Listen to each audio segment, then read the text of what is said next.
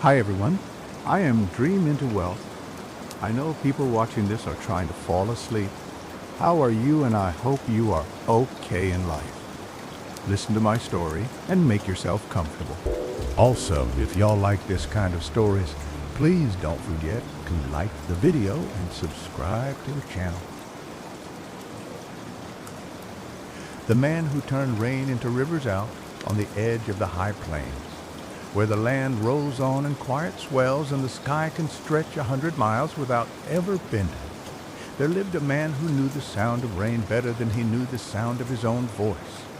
Folks called him Jonah Rains, not because it was his given name, but because when he showed up in a town, sooner or later, the clouds seemed to follow.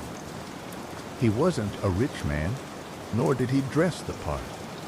His boots were worn smooth at the heel, his hat slouched from years of sun and storm, and his coat carried the weight of more winters than anyone cared to count.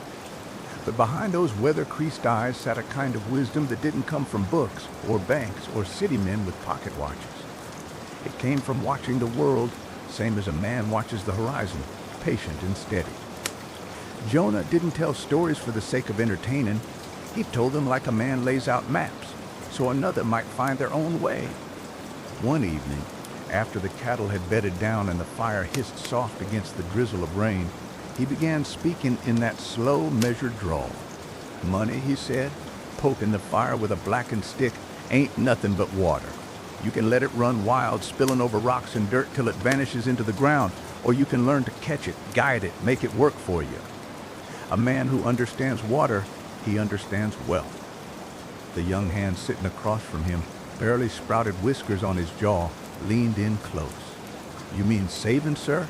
Jonah smiled the way a man does when he knows the boy only seen the first page of a long book. Saving is digging a puddle, son, but puddles dry up come summer. What I'm talking about is rivers. Rivers carve valleys, raise towns, feed generations. Takes patience to build one, but once it's flowing, it don't quit easy. Jonah Owntail started in a shack no bigger than a horse stall. He was born with little more than a patch of dirt and a father who measured days by empty stomachs. The first rain he ever remembered came in a storm so fierce it near tore the roof clean off. He watched the water rush through gullies, sweeping away loose soil, leaving behind nothing but mud and broken sticks. To most, it was just another storm. To Jonah, it was a lesson. All that water, he remembered thinking, and not a drop we can keep. When he was old enough to work, Jonah didn't head for the mines or the ranches like other boys. He found a job digging ditches for irrigation. Every day he swung a shovel, moving dirt from one place to another, sweating beneath a pitiless sun. But he wasn't just digging for wages, he was watching. He saw how the smallest trench could turn barren land into a garden, how channeling a stream inch by inch could feed a family. And he began to reckon that money was the same. A man didn't need more storms, he needed better ditches. Years went by and Jonah kept saving not just coins but habits. He'd patch his boots instead of buying new, trade labor for meals, mend tools others had thrown away. Folks called him tight-fisted, but he didn't mind. Every penny was a raindrop and he meant to see them gather into a stream. The first real break came when he bought a patch of dry land no one else wanted. It weren't much, just scrub and dust. But Jonah dug and dug and dug some more, cutting channels from a nearby creek. Took him months, near broke his back, but when the water came trickling through those trenches, grass rose where only weeds had been. By the end of the season, he sold hay bales to ranchers and doubled his money. He leaned back by the fire, letting the rain patter on his hat brim. "That's the first truth, boy," he said. "Money grows where you guide it. Don't matter how small you start, if you learn the lay of the land and keep your hands steady, a trickle turns into something you can ride for years." The boy nodded, eyes wide, as Jonah's voice carried low and steady over the crackle of firewood. "But here's the thing about rivers," Jonah continued. "Once they start flowing, you gotta respect them.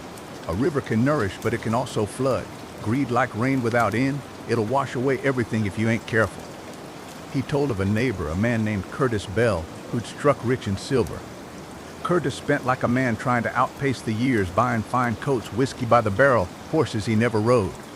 For a while it looked like he had the biggest river of all. But rivers without banks spill fast. Within 5 years, Curtis was back in the dirt, begging for credit at the same store where Jonah paid in cash. Jonah spat into the fire. That's the second truth. Don't just build a river, build the banks to hold it. Learn to say no, learn to wait. A man who can turn down a drink today can buy the saloon tomorrow.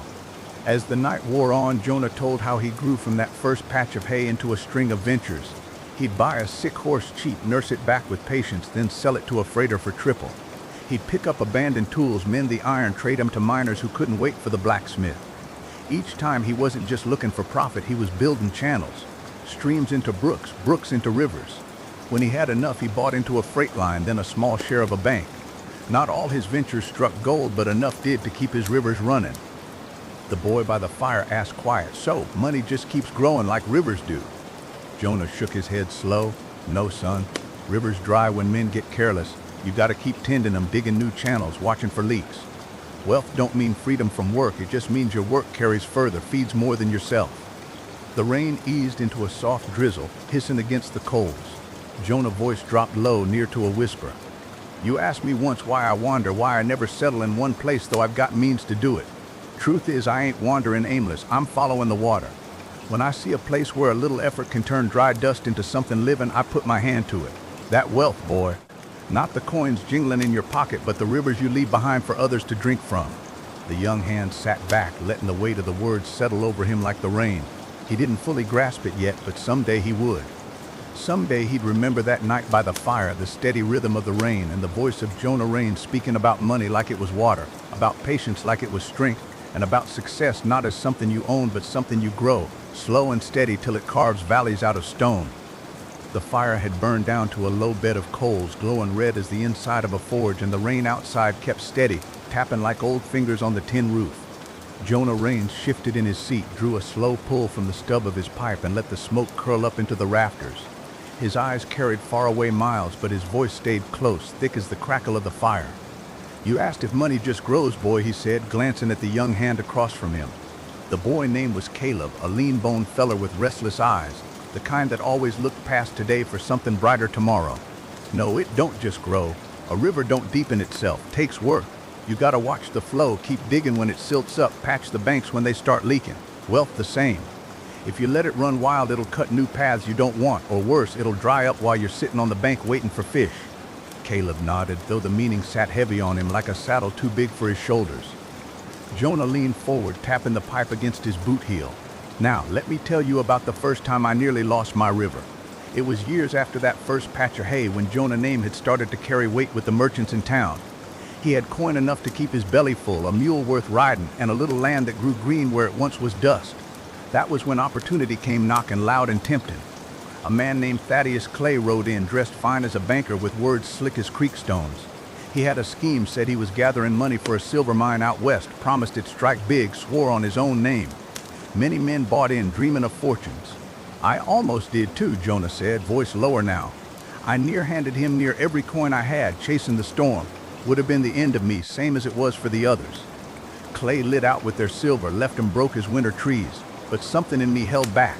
I told myself, a river ain't built by chasing rain clouds, it's built by guiding what already fallen. Instead of handing over his savings, Jonah bought into something smaller, less shiny. A blacksmith shop that had near gone under.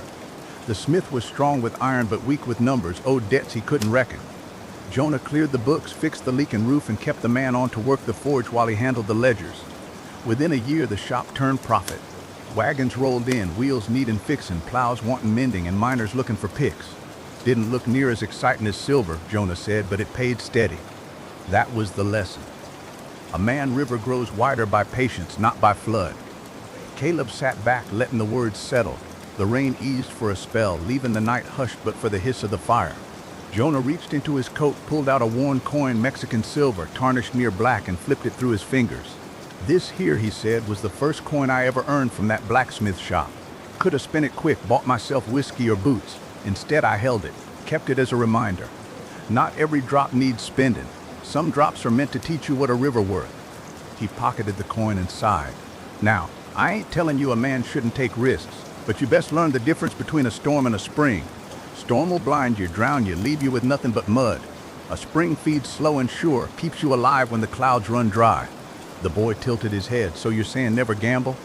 Jonah chuckled low. Son, life itself a gamble. Riding a green broke horse is a gamble. Planting seed before the frost breaks is a gamble. But you don't bet your whole river on one toss of the dice. You build channels, many of them, so if one dries, another keeps flowing. He told of how he'd begun using the blacksmith profits to buy small shares in freight wagons, each carrying goods from the railhead to the mining camps.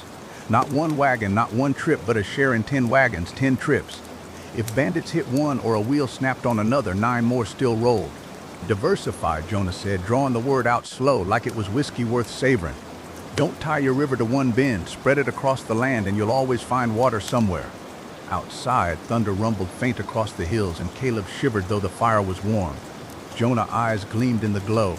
I seen men richer than me fall faster than a clap of thunder because they thought their storm would never end. They spent wild or tied every dollar to one mine, one herd, one dream. And when the ground shifted, they were washed clean away. But me? He tapped his chest. I kept digging channels, always another brook to draw from. The boy asked, ain't you ever feared losing it all? Jonah leaned back, let his pipe dangle between his fingers. Fear natural. It's the flood warning a man hears in his bones. But fear don't mean stop. Fear means shore up your banks, mend your levees, and keep your eyes on the water line. I've lost before, lost crops to drought, coin to swindlers, even stock to sickness. But because I had more than one channel, I never lost the river. That's the difference between a man who survives and a man who drowns. The rain picked up again, soft but steady, a lullaby on the roof. Jonah's voice dropped, soft as the night. One day, son, you'll have storms of your own. Folks will promise you fortunes, tell you about rivers of gold, beg you to follow. But remember this, it ain't the storm that makes you rich. It's the ditch you dig before it. That's how a man turns rain into rivers. He fell silent then, letting the lesson hang in the smoke and rain. Caleb sat still, heart hammering, realizing he'd been given more than just a story. He'd been given a map, not of roads, but of rivers, waiting to be dug. The storm had passed by morning, leaving the world washed clean and glistening. The prairie grasses bowed heavy with droplets, and the air smelled of sage and damp earth. Jonah Rain sat his mule at the edge of a bluff, staring out across the lowlands where the rivers cut silver lines through the green. Caleb, bleary-eyed from the night tales and the restless dreams they'd stirred, pulled his coat tight and rode up alongside him. Looks different after the rain, the boy said, squinting at the horizon. Jonah tipped his hat back. Rain don't change the land, son. It just shows you what already there. Same with money. Pile it on a man, you'll see his character plain. A fool stays a fool, only louder. A wise man stays steady, builds higher banks. They rode in silence a while, the only sound the creak of leather and the drip of water from the mule ears. Jonah's mind wandered back over the years to times when he'd almost let his river wash away. He spoke, not loud, but steady enough the boy could hear over the wind. There was a time I thought I'd grown too clever for my own boots. I had coin flowing from the smithy, from freight, from land that bloomed where folks swore it couldn't. Thought myself a man untouchable. That when I bought the hotel. Caleb's eyes widened. A hotel? Out here? Jonah chuckled. Right in the middle of Dry Creek Junction. Town was boomtown then, full of miners with silver to spend and no sense how to hold it. I reckoned they'd need beds, whiskey, cards, all under one roof. Built it 2 stories high, finest lumber, chandeliers from back east. For a spell, I was the talk of the territory. Nights you could hear laughter and piano music spilling onto the street. I thought I'd carved the grandest channel of all. His smile faded. But rivers don't always flow the way you expect. Silver veins played out faster than a drunk bottle. Men packed up, drifted off. Within a year, my hotel stood near empty. Cost me more to keep lamps burning than I brought in. I had to sell it for pennies, watched another man turn it into a barn. Caleb winced.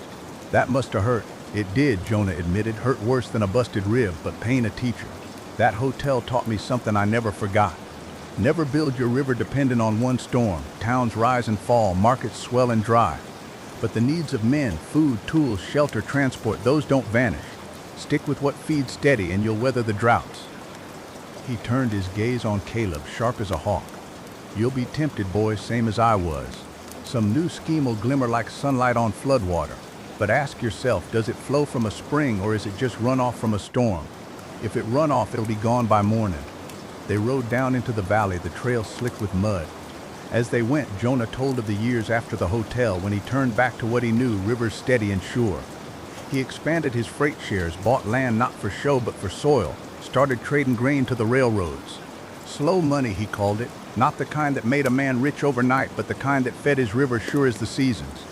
Funny thing, he said, men mocked me for passing on new strikes, for ignorant rumors of fortunes. But when the booms went bust, it was my wagon still rolling, my grain still selling, my smith still hammering.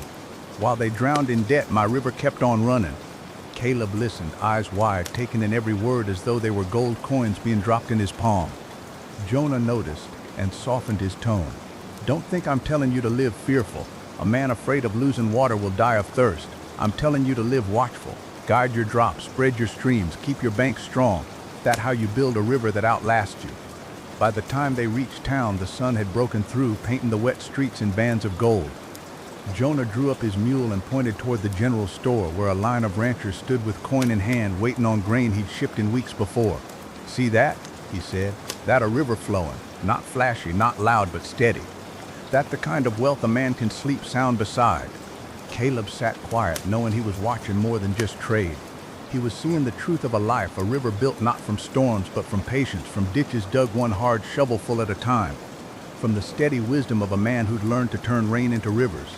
And as the boy dismounted, Jonah's voice followed him, soft as the last drops of rain. "Remember, son, don't chase storms, dig rivers." Years rolled by like wagons on a dusty trail, and with them Caleb grew taller, broader in the shoulders, his eyes less restless and more steady, shaped by the nights he'd sat under rain or starlight listening to Jonah's words. The boy became a man, though he never stopped calling Jonah sir, never stopped leaning in close when the old drifter started to speak. For Jonah had a way of drawing a man in, making every tale feel like a lantern shining on a path you hadn't yet walked. It was late autumn, the kind of season when the leaves turned brittle as parchment and the air carried the bite of snow not yet fallen. Jonah and Caleb sat by another fire, this one in a half-built cabin Jonah had staked on a rise above the valley. The walls were up, but the roof still gaped, and the wind slipped through the cracks to stir the smoke. Caleb was chopping wood, stacking it neat by the hearth, while Jonah sat with his boots stretched to the flames. "You've heard me talk about storms and rivers," Jonah said, voice rasped by years of smoke and wind. "But there's one thing I've yet to tell you, and it's a truth most men don't learn till it's too late." He paused, thumb rubbing the worn edge of that old Mexican coin he always carried. "A river don't belong to one man. It feeds whoever drinks from it, long after the first man bones are dust." Caleb set down the axe, frowning. "You mean legacy?" Jonah chuckled low. "Fancy word for it, sure, but what I mean is simple. A man's wealth ain't measured by what he dies with. It's measured by what keeps flowing after he gone. Too many men think riches are something you hoard, bury deep, or spend fast before the reaper calls. But the richest man I ever knew never held more than a handful of coins at a time. His river flowed through schools, through churches, through hands that never even knew his name.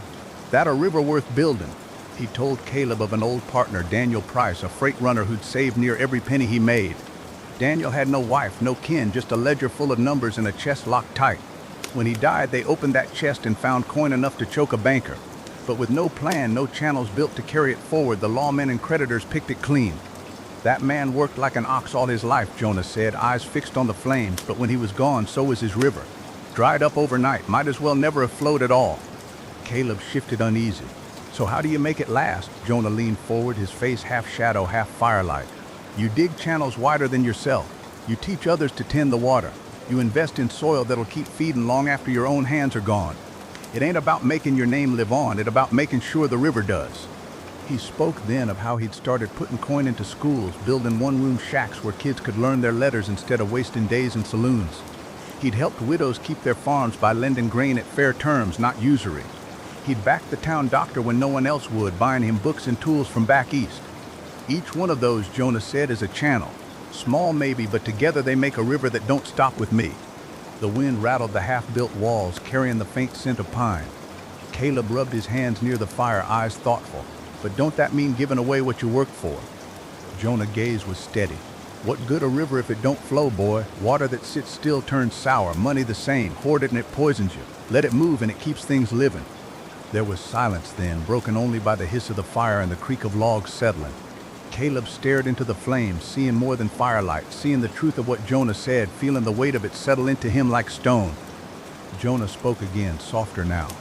"I've made mistakes, son. Lost coin to greed, lost time to pride, lost chances to fear. But I never stopped digging, and the best ditches I ever carved weren't for myself at all, they were for others. You'll learn when you're older the sweetest drink you'll ever take is from a river you dug that someone else needed." The boy, the man he was becoming, swallowed hard, nodding. He knew Jonah wasn't just talking anymore, he was handing something over, passing the shovel, so to speak. A man could hear that weight in his voice. Outside, the moon broke through clouds, silver light spilling over the hills. Jonah leaned back, eyes closed, hat brim low. Remember this, Caleb, he murmured. A storm is for a moment, but a river forever. Don't you ever chase storms, dig rivers. And in that quiet cabin with the fire burning low and the wind whispering through the cracks, Caleb understood that the story wasn't just about Jonah anymore. It was about him, about all who would come after, learning how to guide their own drops, tend their own banks, build their own rivers. Hey, partner, I hope you're already asleep, but if not, let me ask you a question. Where are you watching this from? I hope you fall into deep sleep with this next story. For that is how wealth truly lives, not in storms, not in chests, but in the steady, patient rivers men leave behind. Winter came hard that year, harder than most. Snow piled high along the ridges, and the wind cut sharp enough to steal a man's breath. Jonah Raines was getting on in years, his bones feeling every mile he'd ever walked, every shovel he'd ever swung. He still rode out most days, though slower, taking time to look over the land he'd once coaxed from dust to green. Caleb rode beside him now, not the restless boy he once was, but a man with steady hands, broad shoulders, and eyes that had learned the art of patience.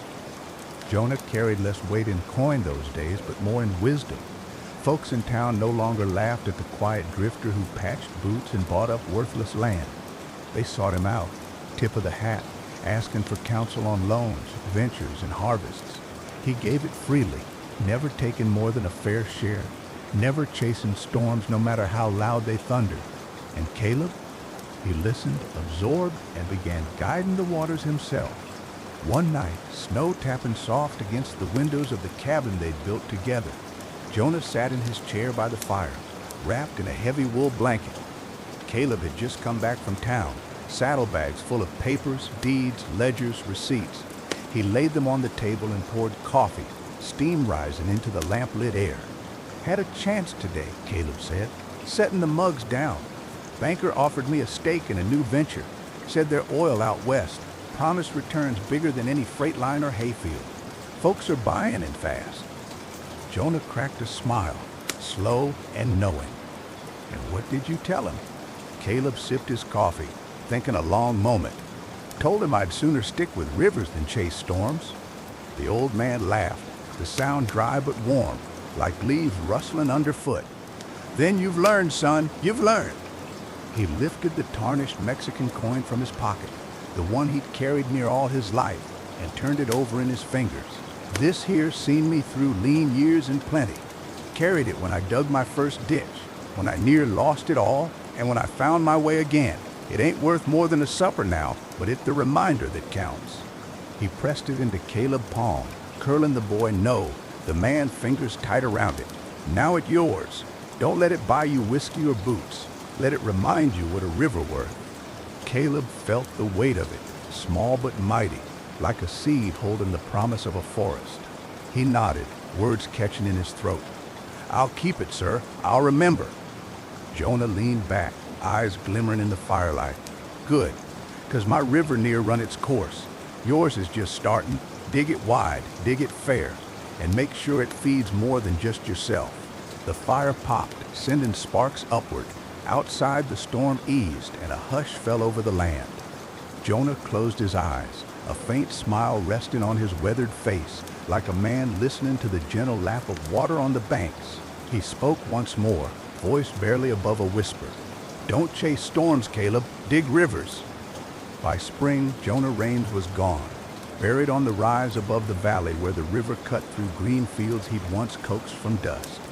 Caleb stood at the grave, hat in hand, the coin heavy in his pocket, and swore aloud to the wind that he'd keep digging, not for storms, not for riches alone, but for rivers wide enough to feed generations.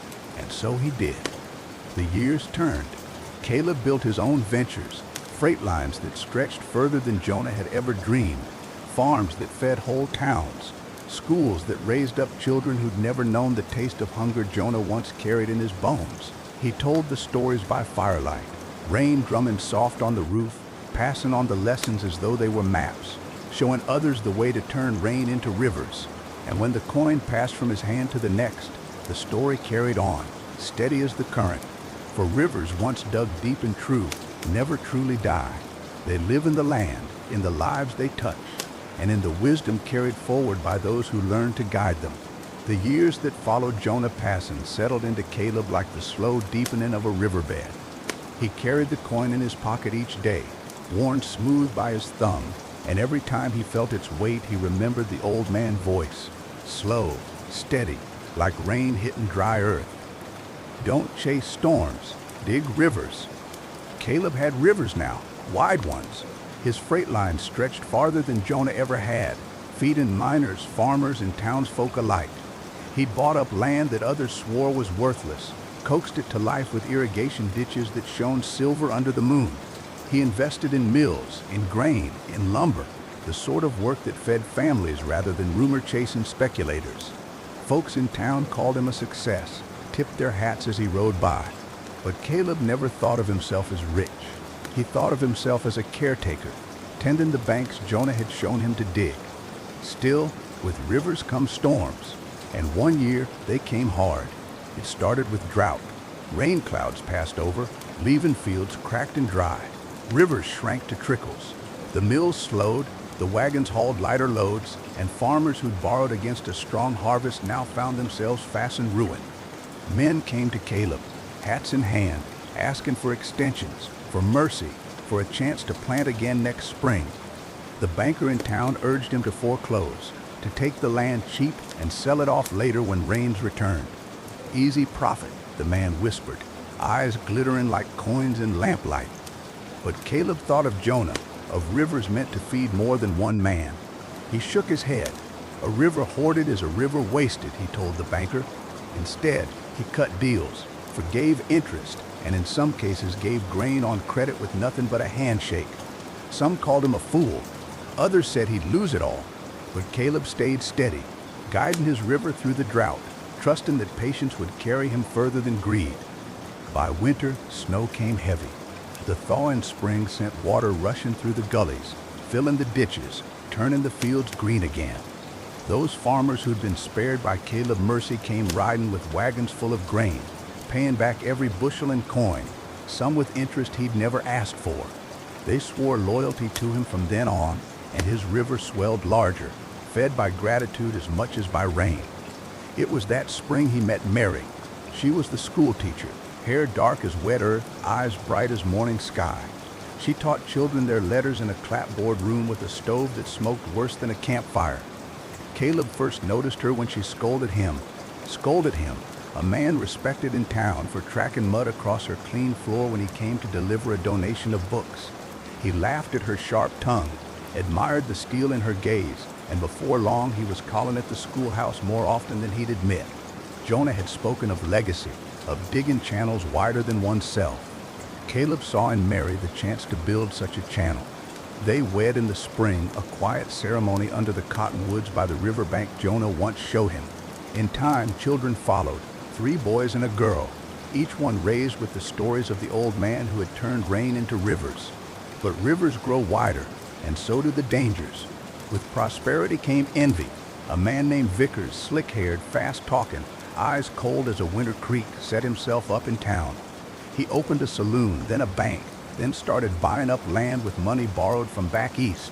Where Caleb built rivers steady, Vickers built dams, quick, flashy schemes that promised fast water but left the soil downstream dry. At first, townsfolk flocked to him. He offered loans with easy terms, whiskey cheap, cards dealt fast. He mocked Caleb's patience, called him old-fashioned. Some even turned away from Caleb's freight line to gamble on Vickers' ventures. Mary worried, but Caleb only shook his head. Storms roar loud, he told her, but rivers keep flowing long after thunder fades. Sure enough, within a few years, Vickers' empire cracked. His debts came due, his saloon emptied, his bank near collapsed. Men who'd trusted him were left broke, their lands foreclosed, their pockets empty. And while Vickers lit out one night under cover of darkness, Caleb's wagons still rolled, his fields still yielded, his river still fed the town. Mary said he'd been vindicated, but Caleb didn't gloat. He only walked to Jonah's grave, coin in his hand, and whispered, "The storm passed, the river held." Still, the lesson weighed heavy. Caleb knew storms would always come. Drought, greed, envy, temptation. He'd face them all, and he'd face more yet. but each one carved his river deeper, made it steadier, taught him anew the truth Jonah had spoken. A man's wealth ain't in what he gathers, but in what keeps flowing after he gone. So Caleb kept digging. He built new schools, funded a clinic, expanded the ditches so more farms could bloom. He taught his children as Jonah had taught him, through stories by the fire, through lessons carved from toil and patience. And when his eldest son once asked if he'd ever strike it rich, Caleb smiled the same slow smile Jonah once had and said, "Son, I already did. Riches ain't storms. Riches are rivers." And under the wide western sky, steady as the flow of water through the gullies, Caleb River rolled on. The years pressed onward, and Caleb's name came to rest in the mouths of men far beyond the valley. Freight companies from the rail towns knew him. Bankers from the city tipped their hats when he walked through their doors, and ranchers whispered his advice as though it were gospel. But none of that meant more to him than the sight of his children growing like strong oaks on the banks of his river. His eldest, Jonah, named for the old man who taught him the way, carried himself with the same quiet patience. Jonah the younger worked the ledgers, learning the flows of numbers the way his father once studied the creeks and streams. Caleb's second son, Daniel, had fire in him, a restless hunger that made him bold in trade and stubborn in argument. The third boy, Thomas, was gentler, drawn to the soil, happiest when his hands were black with earth. And then there was little Ruth, the youngest, sharp-eyed and quick with her tongue, forever asking questions that cut straight to the heart of a matter. Caleb loved them all, but he worried. A river wide can still run wild if its channels aren't tended. He saw in Jonah the makings of a steady banker, in Daniel the risk of a gambler, in Thomas the quiet strength of a farmer, and in Ruth a leader wit. But would they learn the lessons?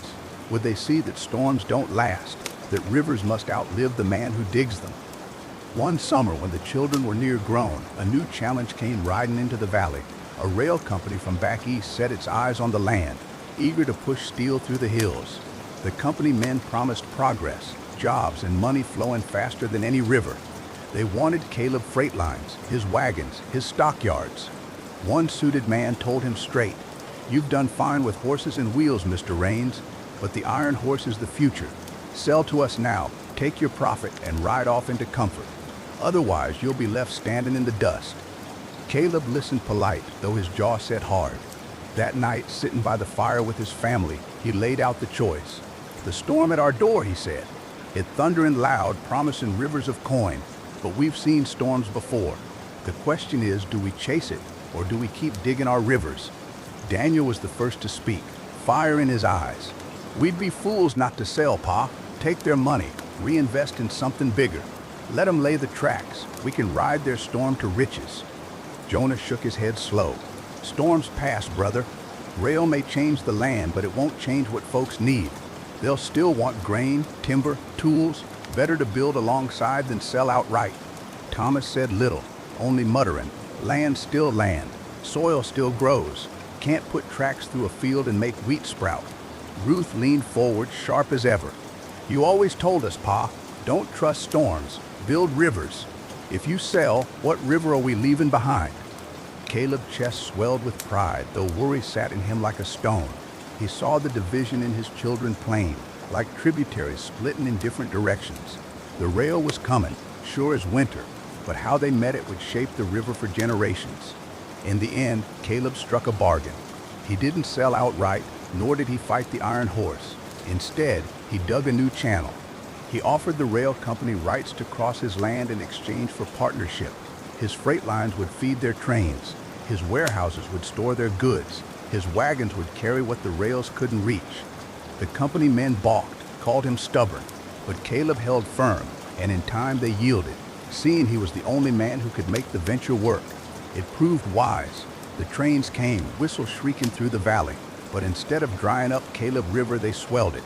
His wagons hauled grain from fields to depots, his mills processed timber for rail ties, his stores bustled with travelers. Where others had been washed away by the storm of progress, Caleb had guided it, turned its water into his channels.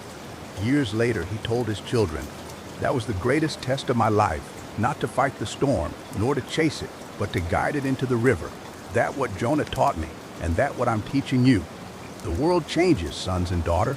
Storms come in new shapes, but the truth don't change. Don't chase storms, dig rivers." The children listened, though each in their own way.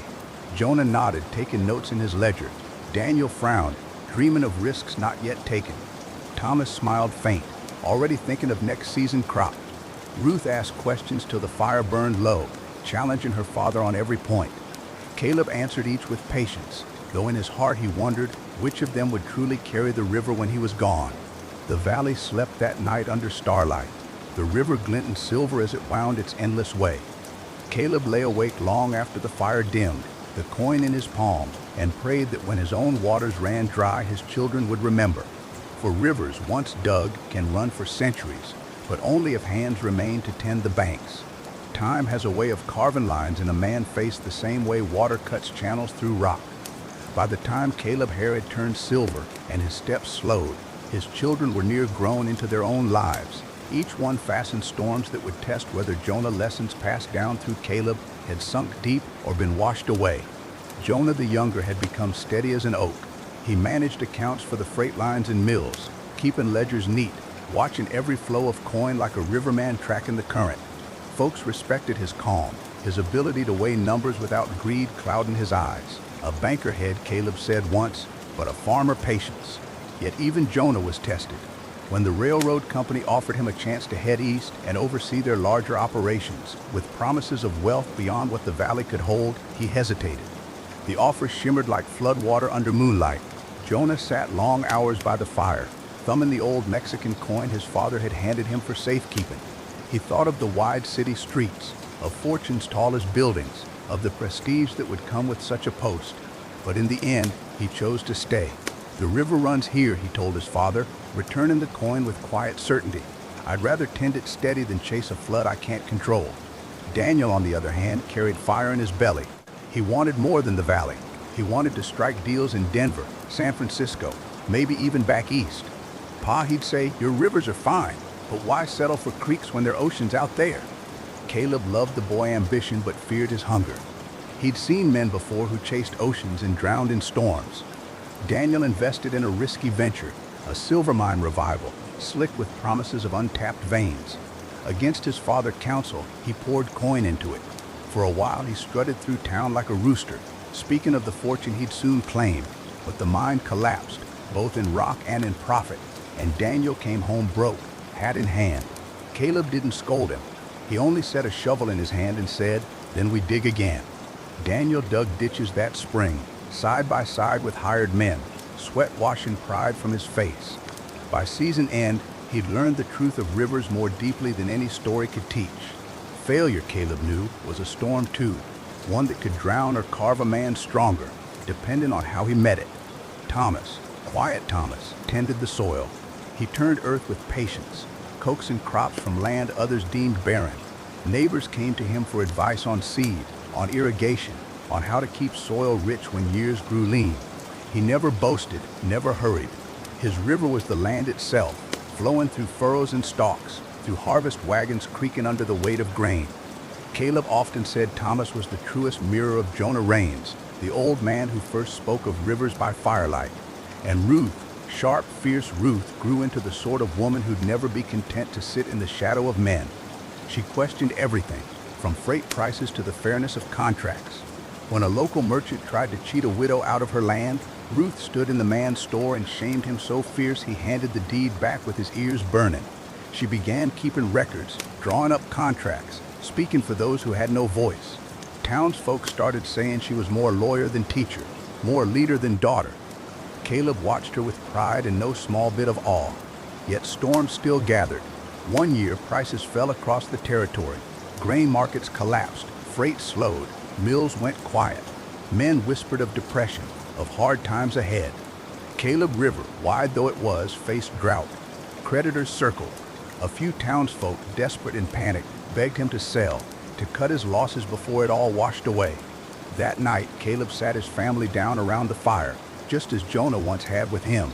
The children, no, the grown men and women they'd become, listened as he spoke. His voice was slower now, cracked with age, but steady as ever. This is the storm we've been digging for, he said. This is why we build rivers, why we spread our channels wide. Not for the easy years, but for times like these. Hold steady. Don't chase after quick coin. Don't sell what we've worked for. Guide the flow, mend the banks, and we'll outlast it. They did. Jonah kept the books tight, refusing reckless loans. Daniel swallowed his pride and worked wagons and ditches, rebuilding his place in the river. Thomas coaxed crops from soil even lean years couldn't starve. Ruth fought off creditors with words sharp as knives, defending their land and assets. Together they held fast, and when the storm passed, as all storms do, their river still ran. Caleb, sitting by the fire afterward, felt the weight lift from his shoulders. For the first time, he knew the river would outlast him. His children had tended it, not perfectly, not without mistakes, but true enough. He saw Jonah Rain's lessons living in them, flowing steady through time like water through valleys. The old man smiled, thumbing the coin in his palm, and whispered into the night, "The river lives." Caleb Rains grew old as rivers do, slow, steady, deep. His back bent like a willow, his hands knotted with work, yet his eyes still carried the same watchful patience Jonah once lit in him. He'd seen storms rise and fall, seen men richer than kings dry up like summer ponds, and through it all, he kept his river steady. But rivers are not just one man to hold, and Caleb knew the time was coming when his children would take the shovel from his hands. It started with Ruth. Sharp as ever, she began speaking in town meetings, pushing for fair laws, for schools and clinics to be built proper, for widows and orphans to be treated with dignity. Some men bristled at her voice, calling her out of place, but she held firm, fearless as a hawk. "A river don't ask permission to flow," she said once, standing in front of the whole town. "It just carves its way, and if it's steady enough, it shapes the land forever." Folks cheered, and from that day on, Ruth became not just Caleb's daughter, but a leader in her own right. Jonah the younger found himself torn between books and people. He had the knack for numbers, but he also carried a heart soft for those who struggled. When drought struck again, he chose to forgive debts rather than bleed families dry. The banker from back east scolded him, calling him naive, but Jonah only smiled. A river that starves its banks will find itself empty soon enough. His ledgers balanced tighter than ever, not from ruthless collection but from loyalty. Men paid him back because they trusted him, because they knew he'd given them breath when storms pressed hard. Daniel still wrestled his demons. Ambition tugged at him, whispers of gold, oil, fortunes beyond the valley. He left once, riding west in search of wealth. Years passed before he came home, eyes hollow, hands empty. Caleb welcomed him with no anger, only a shovel and a smile. "Storms are harsh teachers," he said. Daniel wept that night by the fire, swearing he'd finally learned.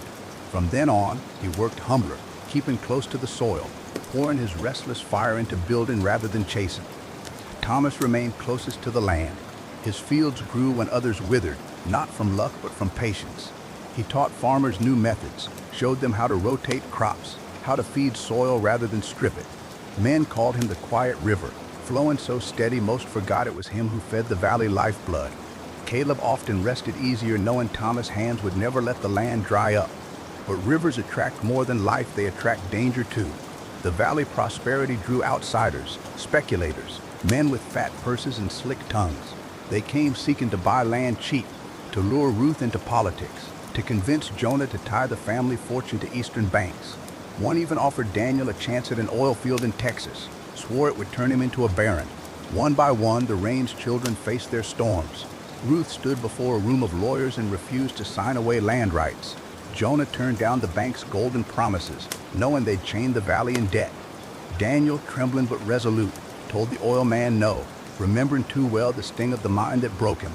Thomas simply kept working, letting the soil speak louder than any man's schemes. Caleb watched all this from his chair by the fire, the coin still in his palm. Pride swelled in him, not for wealth, but for what lived in his children. Each had their flaws, their battles, but each had learned in their own way to dig rivers instead of chasing storms.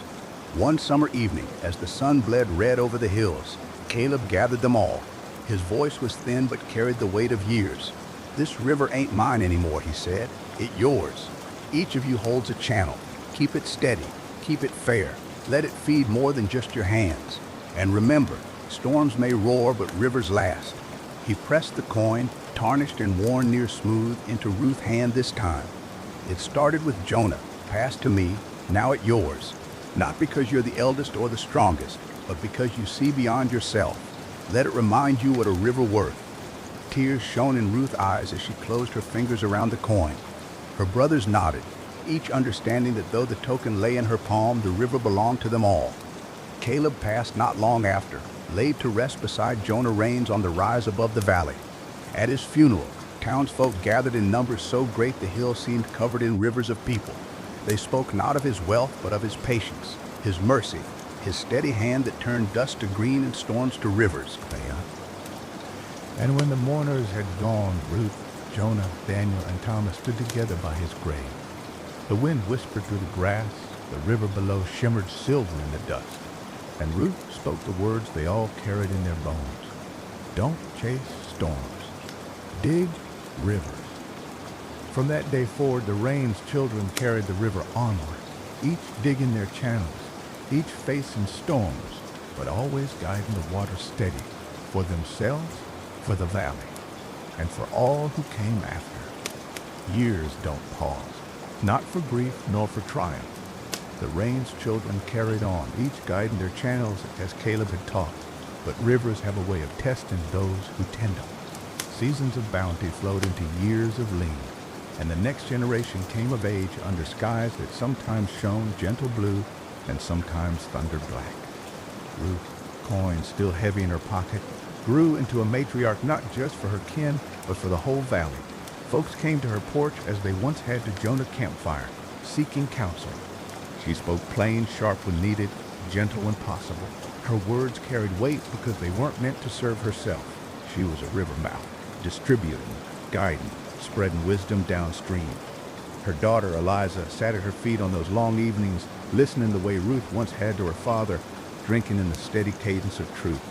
Jonah the younger remained a man of ledgers, but his children showed different leanings.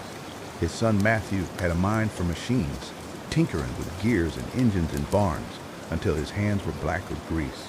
He claimed wagons were fine, but the world was turning toward iron, toward engines that could move freight faster than horses ever dreamed. Jonah worried, for Matthew's eyes gleamed like a man stirring at floodwater, dazzled by its shine. Innovation ain't the same as a storm, Jonah told him often, but you best learn which is which. Daniel, after being broken once by greed, humbled himself into steady work. His own boy Aaron carried the same hunger Daniel once had. Aaron dreamed of cities, of towers, of fortunes. Daniel, scarred by his past, tried to temper him. I chased storms once, he said. I nearly drowned. Don't make the same mistake. But sons seldom heed warnings carved in their father regrets. Aaron left, riding east with promises of opportunity. His absence left Daniel hollow, wondering if he'd failed to pass the lesson, or if the boy needed to face his own flood before learning to swim. Thomas stayed with the land, his farm expanding, his soil rich. His daughter Clara inherited his love of the earth. She spoke more to fields than to people, coaxing harvests even in dry years. But she also had a gift Thomas never did. She could explain her work in a way others understood. Neighbors gathered in her fields, learning new methods, taking notes as if she were a preacher. This valley, Clara said once, will thrive if we treat the soil like a partner, not a servant. Feed it, and it'll feed us. Her words spread further than the crops, shaping how men and women thought of the land itself. Together the cousins grew. Eliza the listener, Matthew the tinkerer, Aaron the dreamer, Clara the teacher. Each held a piece of the river, but none yet understood the weight of carrying it whole. That understanding came with the next storm. It began with prices dropping again, this time not from drought, but from forces far away. Grain markets overseas shifted, iron flooded from foreign mines, lumber prices undercut by coastal mills. The valley rivers felt the pinch, and whispers of ruin drifted through town. Some called for selling out, taking the coin from city speculators who offered quick cash for land and freight. The same temptation Jonah, Caleb, and Daniel had faced now loomed over their children. One heated night, the cousins gathered in Ruth's parlor, the old coin laid on the table between them. Its edges were worn smooth, its shine long gone, but its weight pressed on the room heavier than gold. "We can't just sit," Aaron argued, fresh back from the city, eyes still burning with its fever. "Sell the mills, sell the freight, invest in factories back east. That's where fortunes are made now." Matthew leaned forward, grease still under his nails. "No, we build here. Machines, engines, industry. We modernize the valley instead of abandoning it." Clara shook her head, hands rough from soil. "Without land, without crops, there is no valley. If we strip it bare for coin, what river will we leave for those after us?" Eliza stayed quiet the longest, staring at the coin. Finally she spoke, her voice calm but firm. Our grandparents didn't teach us to chase storms. They taught us to dig rivers. The question is, which of these paths is a river and which is just thunder? The room fell silent, each cousin realizing that the test was theirs now. The old ones had dug wide banks, but the flow was in their hands. In the end, they struck a balance. Matthew machines began humming in barns, powered first by horses, then by engines, using lumber and grain from local fields. Clara taught farmers to grow smarter, not harder, increasing yield without stripping the land. Eliza kept records, drew contracts, ensured fairness, so no neighbor drowned while another feasted.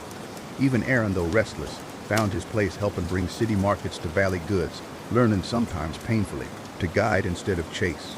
The storm eased, the valley endured, and on one quiet evening Ruth pressed the coin into Eliza's hand, the fourth passing of that small, tarnished piece of silver. Not because you're the oldest, she said, and not because you're the boldest, because you listen. And a river listens too, to the land, to the rain, to the people it feeds. Keep listening, and you'll know how to guide the flow. Eliza closed her fingers around it, feeling the weight of generations. She understood then, as the fire crackled and the river outside whispered under the moon, that wealth wasn't storms, wasn't ledgers, wasn't land alone. It was this, the steady flow of patience, mercy, and wisdom, passed down like water through valleys, carving its way into forever. Eliza Raines grew into her role the way a river deepens its bed, gradual at first, then steady, unstoppable. She carried the tarnished coin in a small leather pouch around her neck, never showing it off, but never forgetting it either. Folks noticed how she listened more than she spoke, how she weighed matters before giving her word. They called her the quiet Raines, but when she did speak, men hushed to hear her. The valley was changing. Engines rattled louder, wagons gave way to motor cars, and wires strung on poles carried voices across miles in an instant. The world moved faster than the old days of Jonah and Caleb, and some feared the Raines' way, slow, patient, river-minded, might not keep up, but Eliza believed otherwise. She saw in every new storm a chance to dig new channels. Her first test came with the lumber mills. A corporation from the city offered to buy out the valley timber rights, promising high wages and modern equipment. Young men flocked to the idea: no more long days with hand saws, no more patient tending of forests. They wanted quick coin, and the company promised to deliver. Eliza called a meeting, inviting farmers, mill hands, and townsfolk to gather in the old church hall. She stood at the front, coin in her palm, voice steady. "We've seen storms before," she said. "They roar, they glitter, they promise rivers of gold. But when they pass, what left? Stripped land, empty pockets, rivers run dry. We must ask ourselves, will this company leave us richer, or will it wash us away?" The hall fell quiet. Men shifted in their seats. Some muttered she was too cautious, that the valley needed progress. But others nodded, remembering the collapse of mines, the vanishing of silver booms. In the end, the vote swung her way. The valley kept its forests, managed by Clara and her kin, who planted 2 trees for every one felled. Years later, when other towns stood barren and stripped, the Raines Valley still whispered with green. But storms never cease. Matthew, Ruth's cousin, and the tinkerer had built machines that churned grain and sawed lumber. He grew restless, certain his inventions could reach beyond the valley. He asked Eliza for backing to expand, to build factories near the rail line. "We can be more than rivers, Eliza," he urged. "We can be oceans." Eliza looked at him long and hard. "Oceans swallow, Matthew. Rivers feed. Which do you want to be?" He bristled but yielded, settling for slow growth. His machines still spread, but under Eliza's watch, they served the valley first, not distant markets. Aaron, Daniel's son, was another storm. He returned from the city with pockets lined at last, boasting of deals struck and fortunes made. He sneered at the valley patience, calling it small-minded. He pressed Eliza to sell land, to open the valley to outside investors. "You're letting rivers trickle when you could unleash a flood," he said. Eliza met him on the riverbank, where the water shimmered silver in the moonlight. She held up the coin. "Our family didn't build this valley by flooding it. We dug steady. We guided. You call it small, I call it lasting. Storms may give you coin quick, Aaron, but rivers feed generations. Which one will your children drink from?" Aaron stared at the water, pride worn with memory. He left again soon after, chasing storms, but some said his eyes softened when he looked back at the valley one last time. Eliza pressed on, facing storm after storm. A drought worse than any in Caleb's day baked the earth. She organized irrigation, calling every able hand to dig deeper channels. Men cursed the heat, doubted the effort, but she stood shovel in hand beside them. When the rains finally came, the valley crops survived where others starved. The people remembered who had guided them through. Later, when a flood threatened to sweep the town, Eliza herself climbed the levees, directing men to stack sandbags through the night. Her boots were caked with mud, her hair plastered by rain, but she never left the line. When dawn broke and the river held, folks said they'd seen the spirit of Jonah and Caleb in her eyes. Years turned. Eliza grew older. Her hair streaked with silver, but her river never ran dry. She taught children in schoolhouses, told them the stories of storms and rivers, of patience and greed, of how wealth was not coin in a chest, but steady flow through generations. She showed them the coin, let them hold it, feel its weight, though she always took it back. "This don't belong to me," she'd say. "It belongs to the river. Someday it'll belong to one of you." When she was nearing her last season, she gathered her kin. Her voice cracked but carried steady. "I've dug my channels. You've dug yours. The river still runs. Remember, storms are loud, rivers are quiet. Don't be fooled by thunder. Trust the flow." And with that, she pressed the coin into Clara's hand, the farmer daughter who had turned neighbors into stewards of the soil.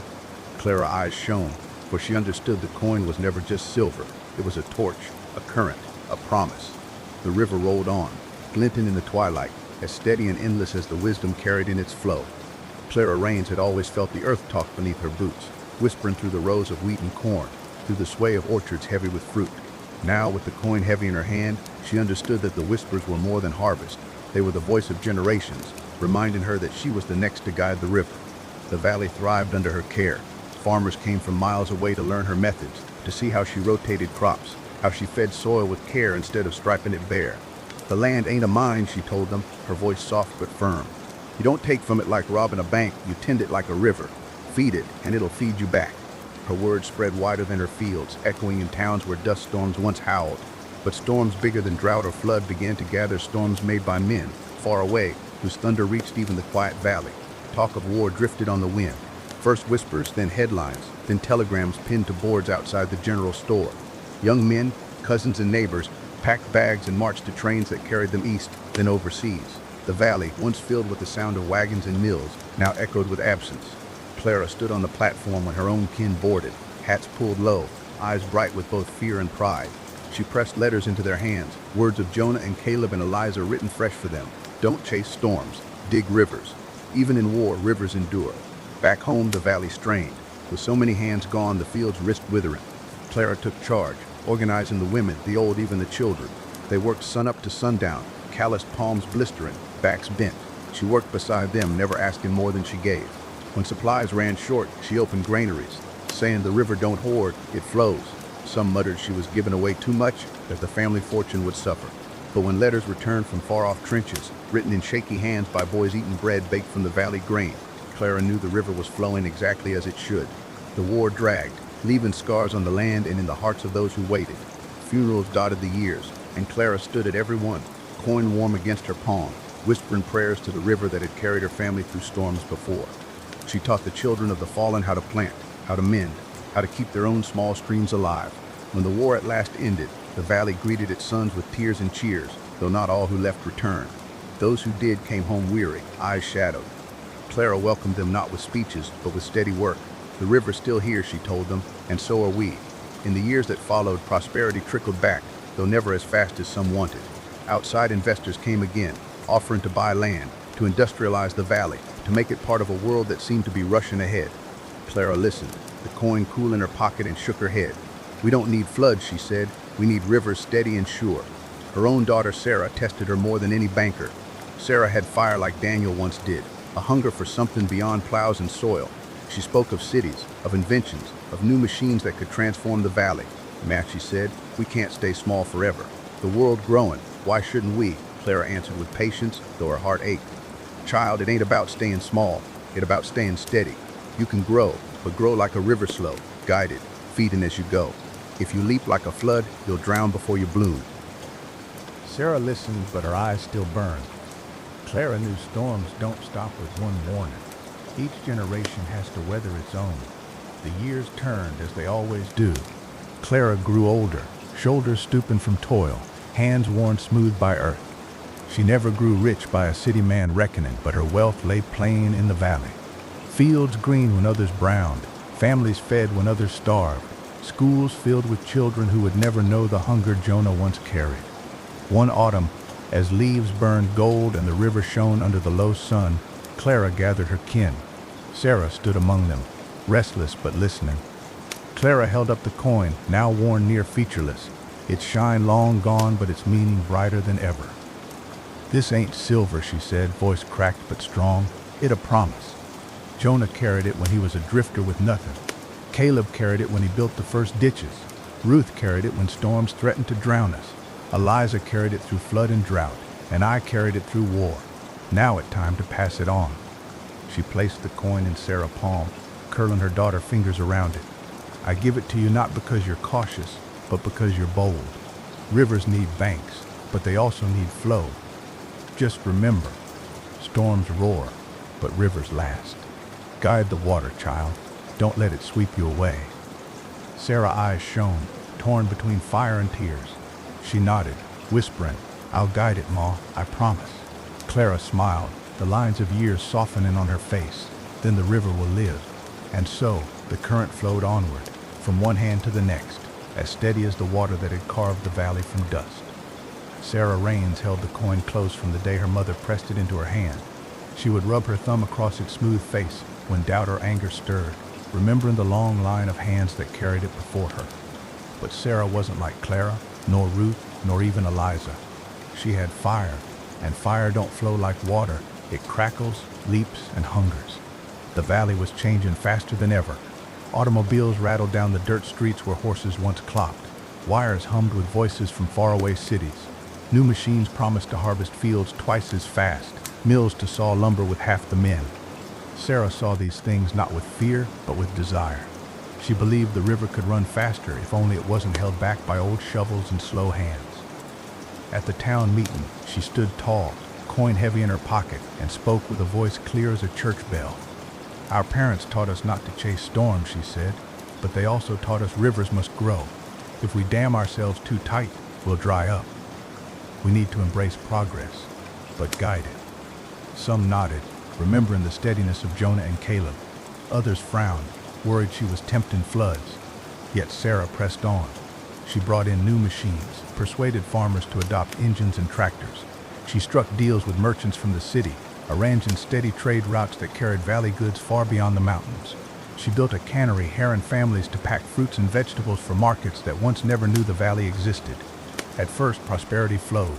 Wagons rolled heavier, pockets jingled louder, barns filled higher. Folks praised Sarah's vision, calling her the future of the Rains name. But storms always follow when waters run fast. The cannery deal tied the valley fortunes to distant markets. When those markets dipped, prices collapsed.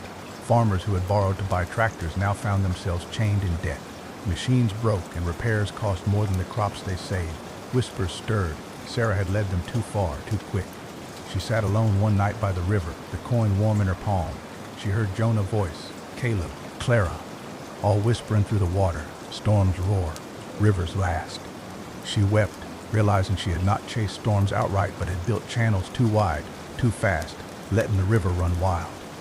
The next day, she gathered the valley in the church hall, same as Eliza once had. Her voice trembled at first, then steadied. "I made us grow too quick. I opened gates wider than our banks could hold, but we ain't drowned yet. If we work together, if we mend what cracked, we'll guide this river back." And they did. It wasn't easy. Families worked harder, cut back, mended machines with wire and grit. Sarah herself labored beside them, sleeves rolled, hands blistered. She sold her own comforts to pay debts, never asking from another what she wouldn't give herself.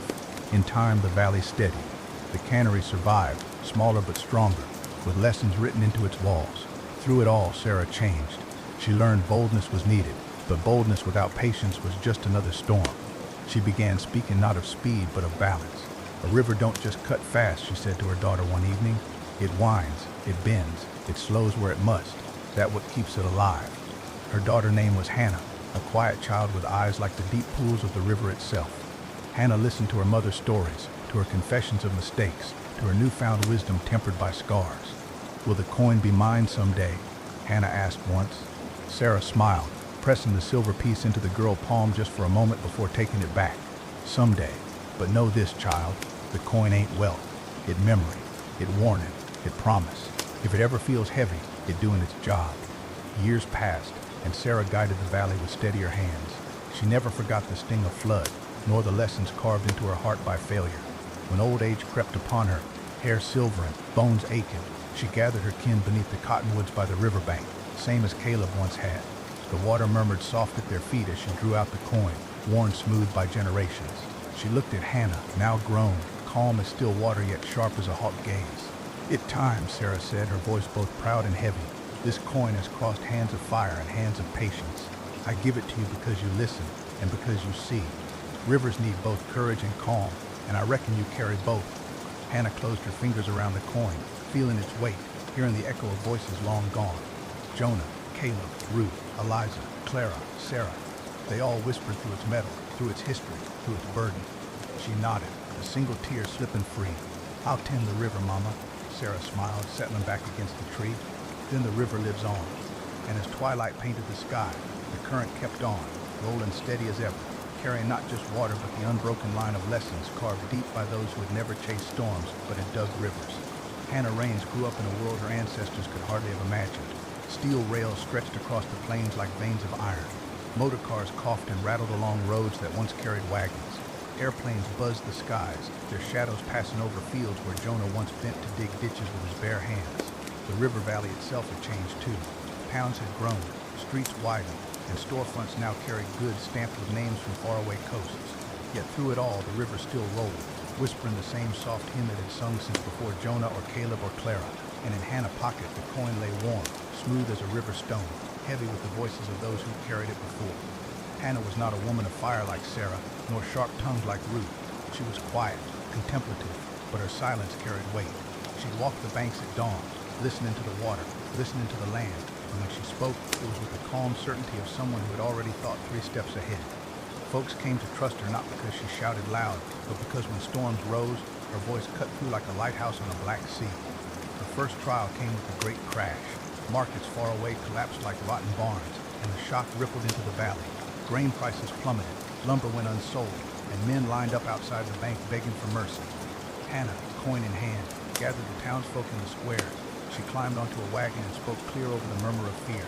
"Our family's been through storms before," she said. "We don't chase floods, and we don't let droughts dry us. We dig, we mend, we guide. That's how we survive, and that's how we'll survive this." And survive they did. Hannah organized co-ops, farmers sharing seed and tools instead of competing against each other. She convinced the mill owners to cut hours instead of cutting men, spreading the pain thin enough for all to bear without breaking. She refused offers from speculators who circled like vultures, trying to buy land cheap. The river belongs to those who tend it, she told them, turning each away. It wasn't easy. There were nights she lay awake, the coin clutched in her fist, wondering if she had the strength. But each time doubt threatened to sweep her off her feet, she heard Jonah's voice, Caleb, Clara, Sarah, all whispering the same truth. Storms roar, rivers last. When war came again, even greater and fiercer than before, Hannah faced choices no Raines before her ever had. Young men marched off once more, but now machines of war demanded more than grain. They demanded steel, fuel, labor. Outsiders urged her to sell the valley timber, its coal, its ore, to the highest bidder. The money was tempting, the need was real, and the valley folk looked to her for guidance.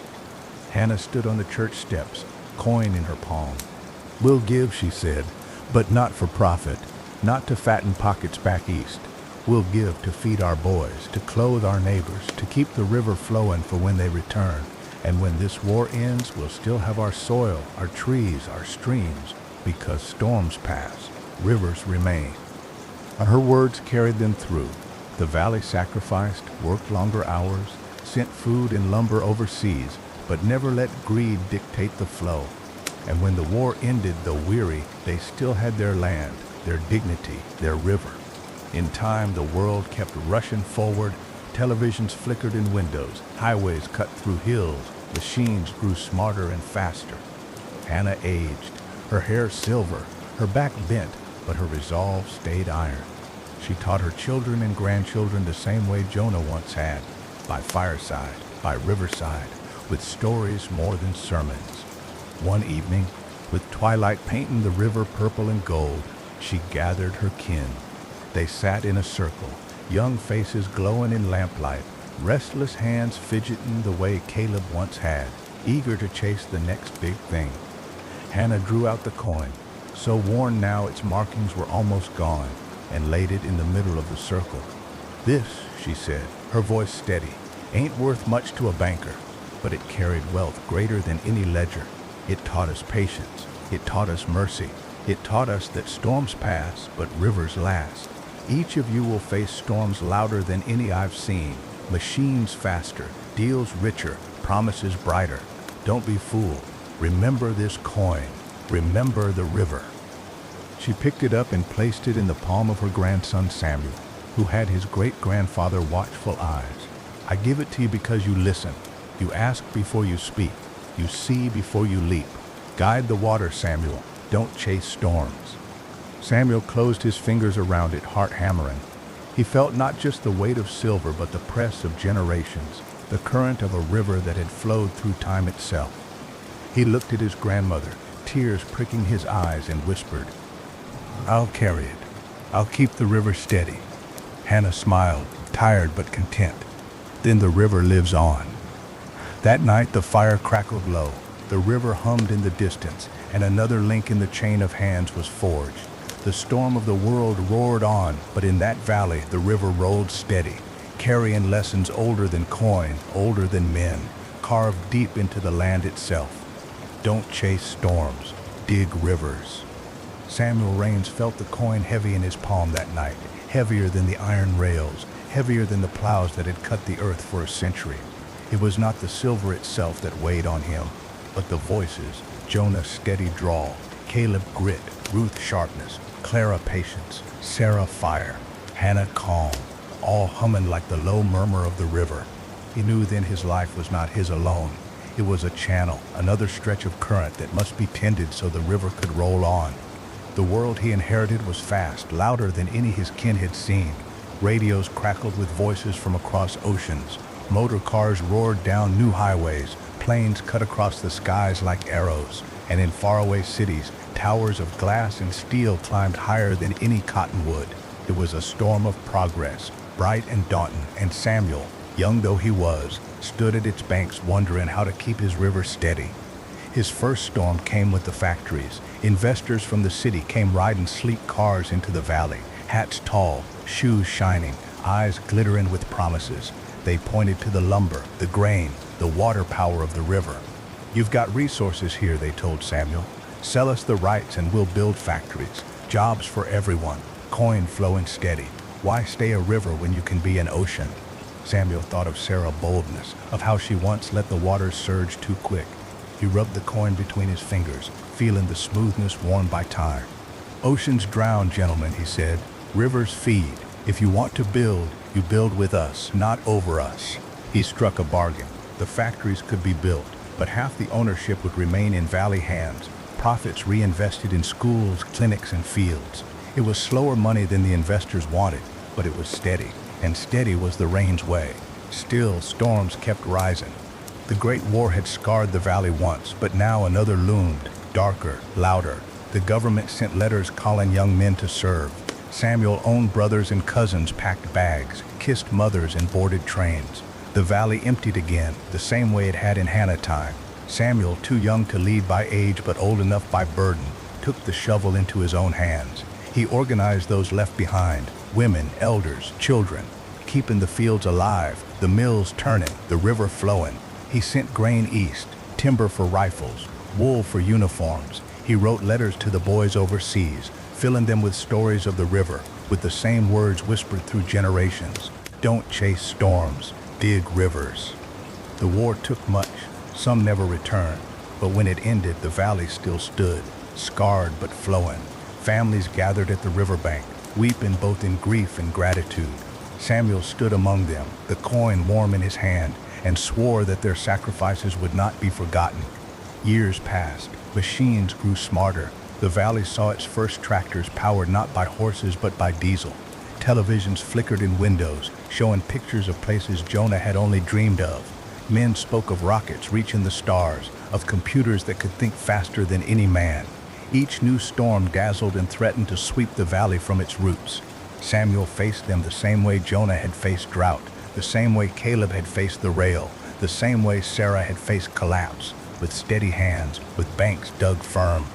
He built co-ops that shared profits among workers. He protected forests from greedy loggers. He opened scholarships for valley children to study in the cities on the condition they brought knowledge back home. And through it all, he kept the coin. Some nights, sitting by the fire, his children at his feet, he'd lay it on the table. Its face was nearly blank now, worn smooth as the river stones, but its weight was unchanged.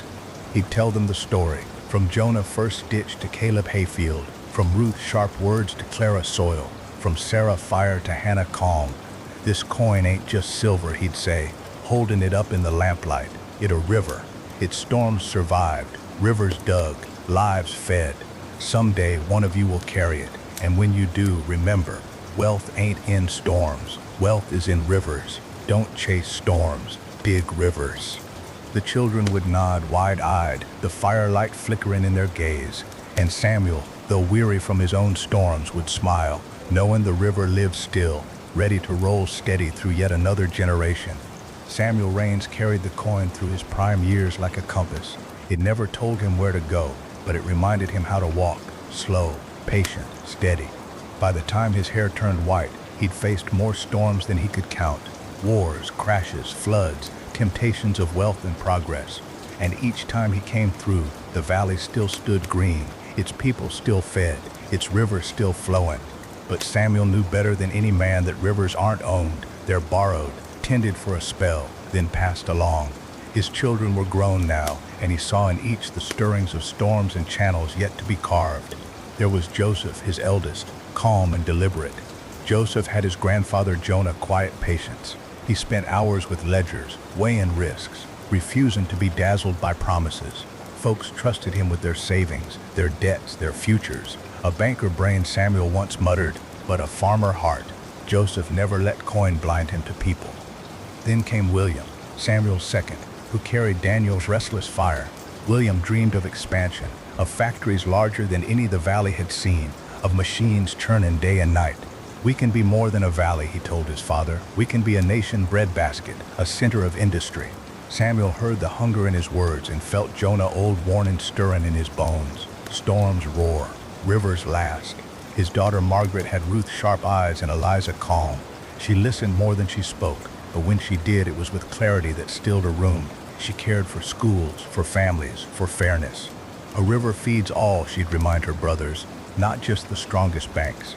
And then there was Thomas, named for the quiet farmer before him. Thomas didn't care much for ledgers or machines. He spent his days in fields, hands deep in soil, eyes lifted to the sky. He saw the land not as a tool but as a partner. When others sought to strip it, Thomas defended it with quiet resolve. The soil, our oldest river, he'd say. Samuel worried. He saw the same divisions Caleb once had in his own children. He feared storms would split the current, so he called them together one autumn evening, under cottonwoods by the river that had seen every generation gather. The water rolled silver under the fading sun as he drew out the coin, smoother now than ever, edges worn near round. This, he said, holding it up, ain't worth a loaf of bread in the market. But it carried rivers across time. Jonah dug the first ditch. Caleb built the banks. Ruth, Eliza, Clara, Sarah, Hannah, each carried it through storms you can't imagine. Now it's time to pass it on again. He looked at each of them, weighing their hearts. Joseph, steady but cautious. William, hungry but bold. Margaret, wise and fair. Thomas, gentle but firm. Which would keep the river true? In the end, Samuel pressed the coin into Margaret's hand, not because you're the eldest, nor the strongest, because you see, you hear. Rivers need listeners more than they need builders. Builders without listeners make floods. Listeners make rivers. Margaret's eyes filled as she curled her fingers around the coin. Her brothers bowed their heads, Joseph in quiet respect, William with a flash of envy, Thomas with calm acceptance. The choice was made, but the river would belong to them all. In the years that followed, Margaret guided steady. She built schools, funded clinics, ensured fairness in contracts. When banks tried to squeeze farmers, she stood in their way. When factories threatened to pollute the river, she fought for cleaner methods. She wasn't loud, but she was immovable, and folk trusted her more than any title or law. Joseph kept the ledgers balanced. William, tempered by years, learned patience. Thomas Fields fed the valley, even when drought bit hard. Together, under Margaret's guidance, they held the current steady. And Samuel, sitting by the fire in his twilight, coin no longer in his pocket but safe in his daughter's hand, whispered the same words he'd heard since boyhood.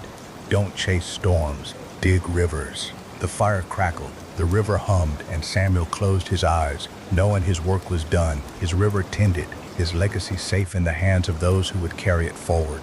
Margaret Raines carried the coin like a lodestar, though she seldom showed it.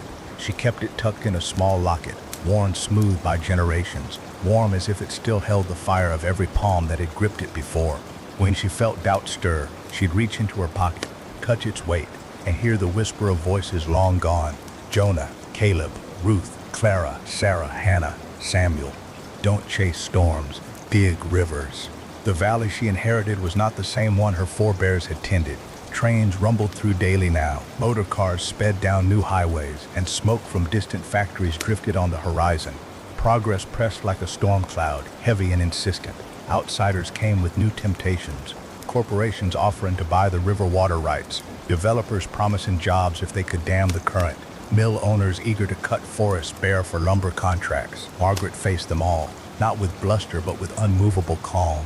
She listened first, weighing each word, and when she spoke, her voice carried like the river itself, quiet but steady, shaping all it touched. One summer, when drought struck harder than any in living memory, the corporations circled like buzzards. They promised to bring pipelines, reservoirs, machines to pump life back into the valley, but only if the Raines family signed over control. Men and women, desperate with dust in their mouths and hunger in their bellies, begged Margaret to accept. She stood in the town square, the coin in her hand, the sun beating merciless overhead. I know you're thirsty, she said, her voice cracked but resolute. I am too, but this river don't belong to us to sell. It belongs to those who came before and those who will come after. If we hand it away for quick relief, we'll be drinking mud tomorrow. We dig, we endure, and the rains will come. They did, slowly, painfully, but they came. And when the river swelled again, the valley remembered who had stood firm. Margaret's greatest trial, though, wasn't drought. It was her brother William. His hunger for expansion never quieted. While Joseph kept the ledger steady and Thomas coaxed food from soil, William pressed for more. Bigger factories, deeper mines, faster growth. We're wasting our chance, he told her one evening, fists clenched. The world moving ahead and we're stuck listening to ghosts. You clutch that coin like it's scripture, but it holding us back. Margaret studied him, the firelight flickering across his face. It ain't ghosts I'm listening to, brother. It lessons. We can grow, but growth without banks floods. You'd trade our river for a storm. Their feud split the family, rippling out into the valley. Some sided with William, eager for the promise of jobs and wealth. Others stood with Margaret, cautious but steady. For a time it seemed the river itself might divide, but then came the flood. A spring storm swelled the river past its banks, crashing into the town, sweeping away fences, carts, even houses. Men and women scrambled to save what they could. And there, in the rain and chaos, Margaret and William found themselves side by side, shoulder to shoulder, stacking sandbags through the night. At dawn, the waters receded. Exhausted, soaked to the bone, William collapsed onto the levee beside his sister.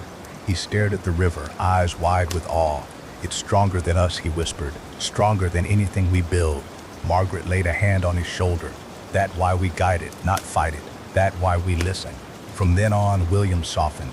He still pushed for growth, but he tempered it, hearing his sister counsel before acting. Together, they built new mills that worked with the river flow, not against it. They invested in irrigation, in soil care, in education, so the valley could endure storms yet to come. As years wore on, Margaret grew older. Her hair silvered, her steps slowed, but her resolve never bent. She saw highways stretch wider, factories hum louder, cities rise higher. Yet in her valley, the river still rolled, steady and sure. One autumn evening, as leaves fell like embers into the current, she gathered her kin beneath the cottonwoods.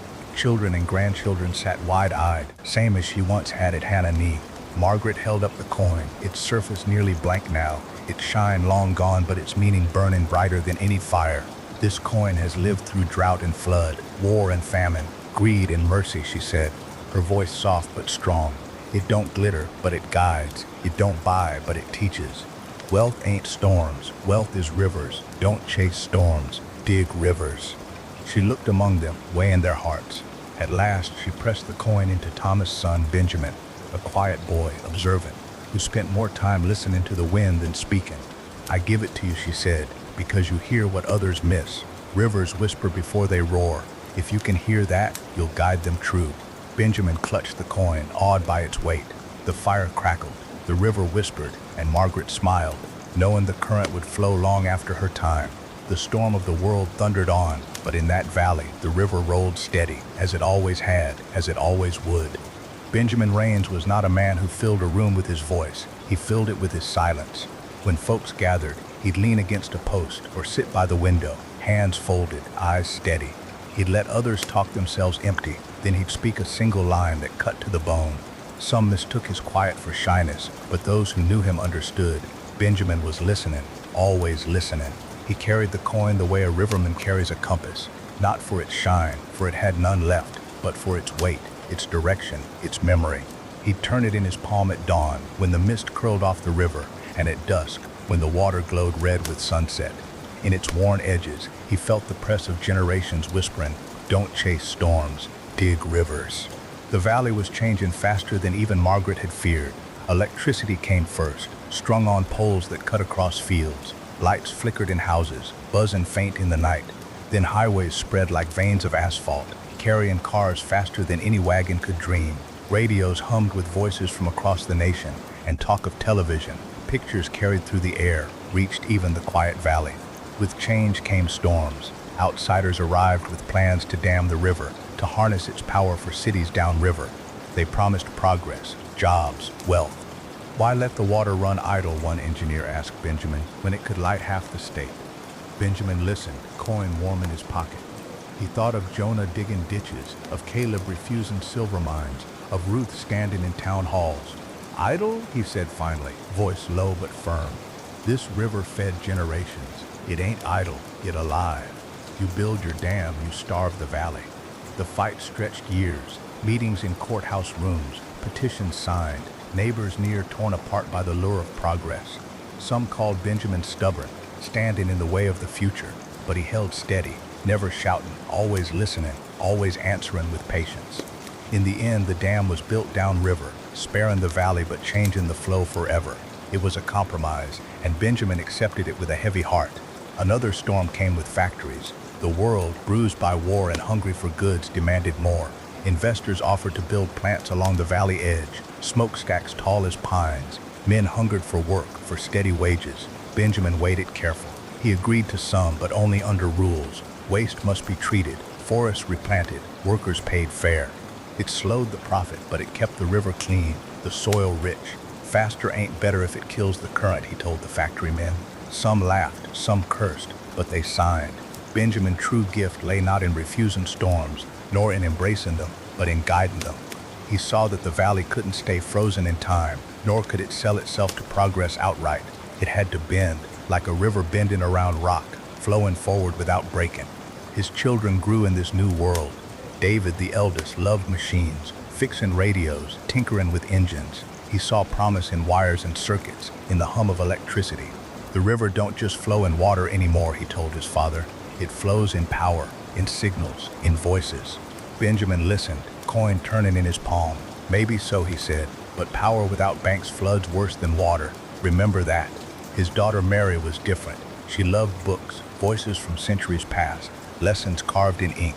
She became a teacher, carrying the old stories forward. Children sat wide-eyed as she told them of Jonah's shovel, of Caleb Hayfield, of Ruth's sharp tongue. She held the river not in her hands but in her words. The youngest, Jacob, was restless as a spring storm. He wanted to see beyond the valley, to cities, to oceans, to the wide world Jonah had never walked. Why should we stay here, Pa? He asked once. Why dig the same ditches when there are rivers everywhere? Benjamin placed the coin in his son's palm, just for a moment. Because this one ours. Because storms roar out there same as here. If you can guide this river, you can guide any. But if you leave chasing floods, you'll drown before you drink. Jacob frowned but said no more. The lesson sank like a stone, though Benjamin knew each child must face their own storm before truly hearing it. Years passed, factories hummed, highways widened, radios sang. The valley changed, but it endured. Families still planted, still harvested, still gathered by the river each autumn. And Benjamin, older now, sat on the same bluff Jonah once had, watching the current shimmer silver under the moon. One winter, as snow lay thick on the ground, Benjamin called his children and grandchildren to the fire. His voice was weaker now, his frame bent, but his eyes still shone steady. He drew out the coin, so worn it was nearly a blank disc, and laid it on the table. "This coin carried more storms than you'll ever know," he said. "It no treasure to thieves, but it worth more than all the gold in the hills. Each hand before mine has whispered the same truth. Now it's time to choose who carries it next." He looked among them, David with his machines, Mary with her books, Jacob with his restless eyes. At last, he placed it in Mary's hand, not because you're the oldest, nor the strongest, because you remember, you tell. Rivers die when their stories are forgotten. Keep this story alive, and the river will never dry. Mary clutched the coin, tears streaking her face. "I'll keep it, Pa. I'll keep the river alive." Benjamin smiled, leaning back as the firelight flickered across his lined face. Then the river rolls on, and outside the current whispered through the dark, carrying the weight of generations into tomorrow. Mary Raines had always loved the sound of pages turning, soft, steady, like the rustle of leaves in autumn. When her father pressed the coin into her palm, she understood why. Books and stories were rivers too, carrying knowledge across generations, flowing past storms that would otherwise erase memory. She became the valley keeper of tales, the one who spoke not just of numbers or fields, but of the soul that bound it all together. She carried the coin in her pocket when she walked into the schoolhouse each morning. The children, sons and daughters of farmers, mill hands, factory workers, sat restless in their benches, eyes flickering toward windows where the world outside was changing faster than ever. Automobiles honked in the distance, radio music drifted through open doors, and their parents spoke at supper tables of wars and cities and machines. Mary would lift the coin, hold it up in the sunlight slanting through the window, and say, "This here has been carried through storms fiercer than any you've seen. It don't shine like gold, but it worth more. It carries a promise. Don't chase storms, dig rivers, and every one of you is a riverman or woman, whether you know it yet or not." The children giggled at first, but they remembered. Years later, grown and weary from their own trials, they'd tell their own children about Miss Raines and the coin that taught them patience. But Mary River was tested too. Factories grew louder, belching smoke that drifted across the valley. The river ran darker some seasons, foam gathering where fish once leapt. Men said it was the cost of progress, that a little poison was worth prosperity. Mary stood in town meetings, her voice steady as the current. "If we poison the river, we poison ourselves. Wealth that starves the soil and fouls the water ain't wealth at all. It's a flood that leaves us drowning." Not all listened. Some mocked her, called her a dreamer, a woman clinging to the past. But others heard the truth. Farmers banded together to demand cleaner methods. Mill hands walked out when waste was dumped. Children carried her words home until their parents couldn't ignore them. Slowly, grudgingly, the valley shifted, learning that progress and patience could share the same banks. At home, Mary raised her own children on the same stories. Her eldest, Samuel Jr., carried his grandfather's name and his quiet strength. He studied machines, fascinated by how wires could hum with unseen currents. "The river flows in electricity now," he told his mother, fiddling with wires and bulbs. "It lights homes, turns wheels, carries voices." Mary smiled, laying a hand on his shoulder. "Then treat it like water, son. Guide it. Don't let it flood." Her second, Anna, inherited Mary's love for words. She scribbled poems in notebooks, verses about rivers and storms, about patience and greed. She dreamed of carrying the valley story beyond its borders, of letting the world hear the song of steady waters. The youngest, Peter, was restless, always gazing past the hills, talking of cities and oceans. "Why stay here?" he asked once, frustration sharp in his voice. "The world's bigger than this valley. There are rivers everywhere. Why must we tend just this one?" Mary placed the coin in his hand. "Because this one is ours. But remember, if you learn to guide it, you'll know how to guide any. Don't chase the shine of floods, Peter. Find the current beneath and follow it true." Storms rolled in all the same. A recession struck, cutting jobs, closing factories. Families struggled, children went hungry. Mary opened her own cupboards, shared what little she had, urged neighbors to do the same. "A river don't hoard," she reminded them. "It flows." In time, as before, the water steadied. Then came war again, the fiercest yet. Men marched off, planes droned overhead, the valley goods shipped by the trainload. Fear shadowed every hearth. Mary taught the children whose fathers were gone, comforted the widows who received folded flags. She told them of Jonah, of Caleb, of Ruth, of Clara, of Sarah, of Hannah, of Benjamin, all who had faced storms and endured. "They lived because they dug rivers," she whispered, "so will we." When peace finally returned, battered but bright, the valley gathered once more by the river. Mary stood among them, coin in hand, her hair silver, her back bent, but her voice strong as ever. "Storms will never cease," she said, "but neither will rivers. so long as we keep digging." She passed the coin at last to her daughter Anna, whose words had already begun spreading beyond the valley. "I give it to you," Mary said, "because rivers must be remembered. If the stories fade, the river dries. Keep the story alive, Anna, and you'll keep the current flowing." Anna wept, holding the coin like scripture. "I will, Mama," she whispered. Mary smiled, looking out at the water glinting under the moon. Then the river rolls on. Anna Raines had ink-stained fingers and a voice that carried like wind through pines, gentle at times, but sharp when the air turned. When her mother placed the coin in her hand, she felt its weight sink deep into her bones.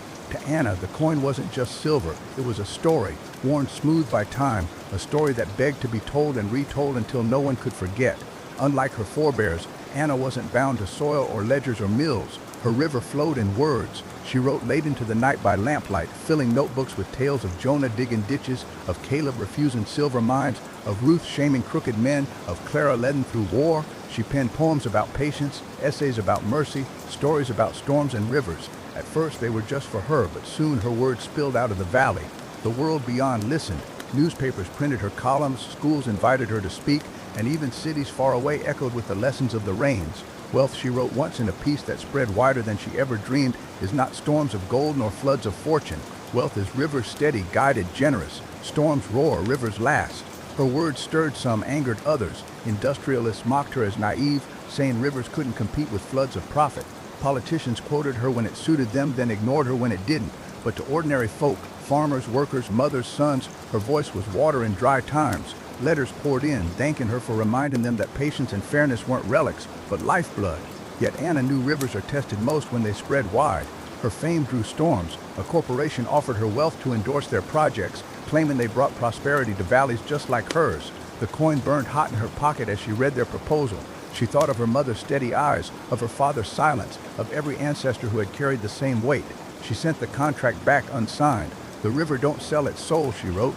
At home, her siblings lived their own currents. Samuel Jr., the tinkerer, wired the valley with electricity, stringing lights in barns and radios in kitchens. He told her often, "The river flowing through wires now, stories and power alike." Anna smiled, though she worried he might let the hum of progress drown out the whisper of patience. Peter, restless as ever, left for the city, writing less and less as the years passed. When letters did arrive, they spoke of deals and fortunes, but between the lines Anna read the ache of a man lost in storms. Her greatest test came not from outside, but from within.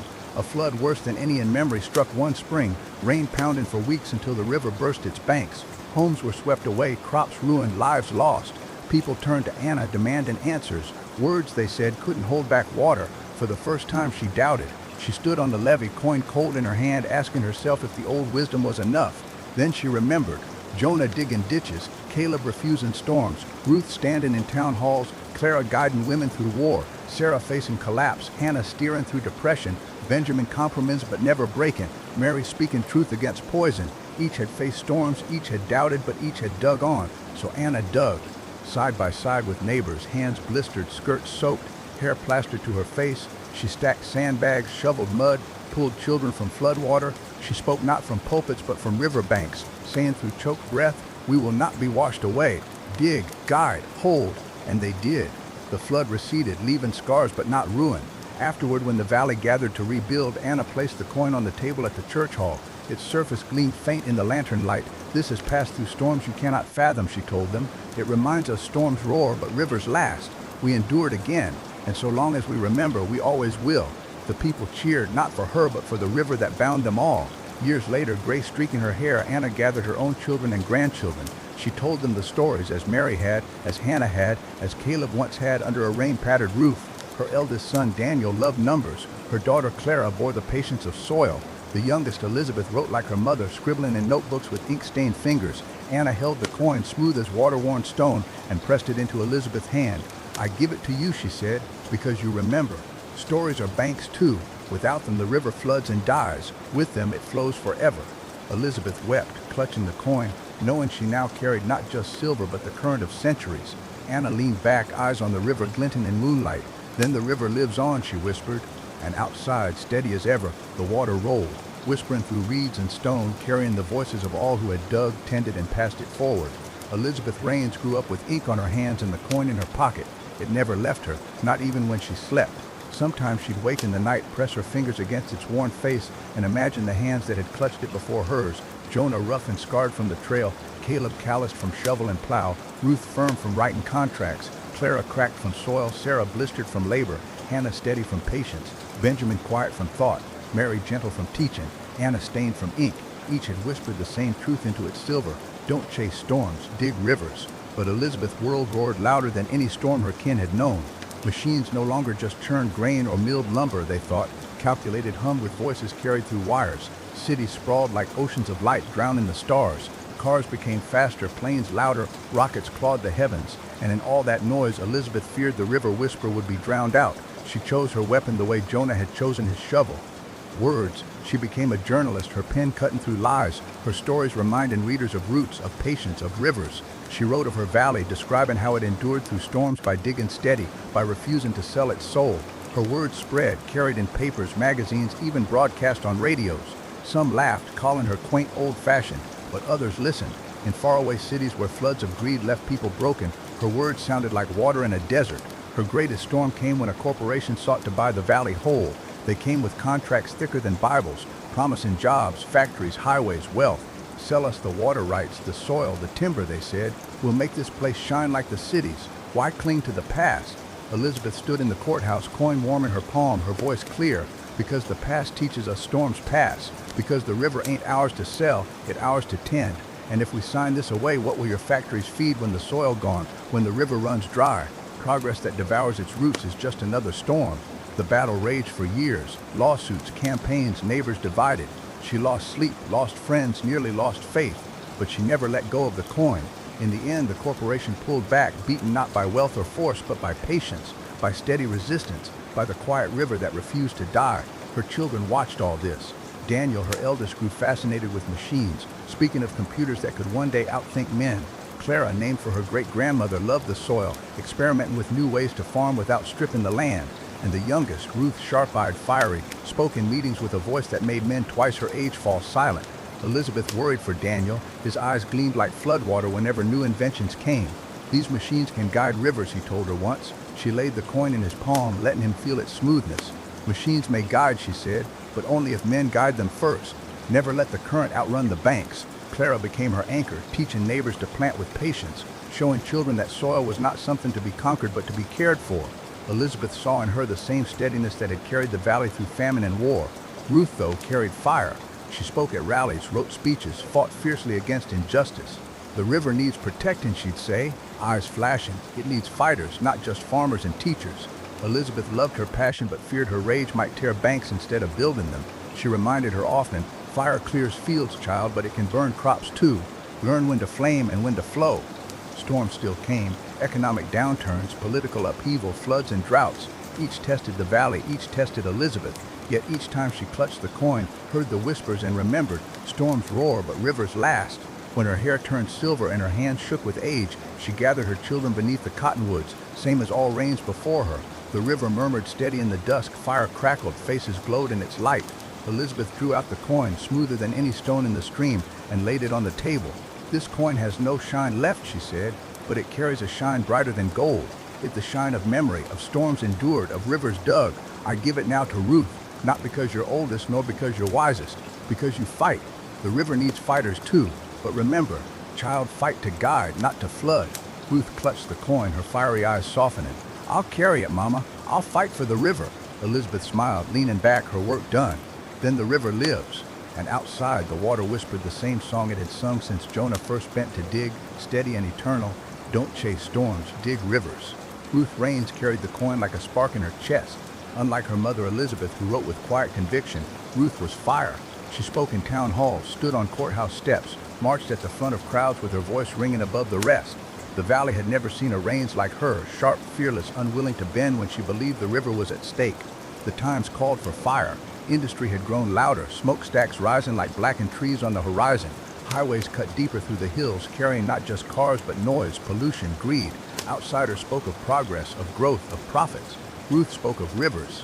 Progress without patience is just a flood, she said at one rally, the coin warm in her pocket, and floods leave nothing but ruin. Her words caught ears far beyond the valley.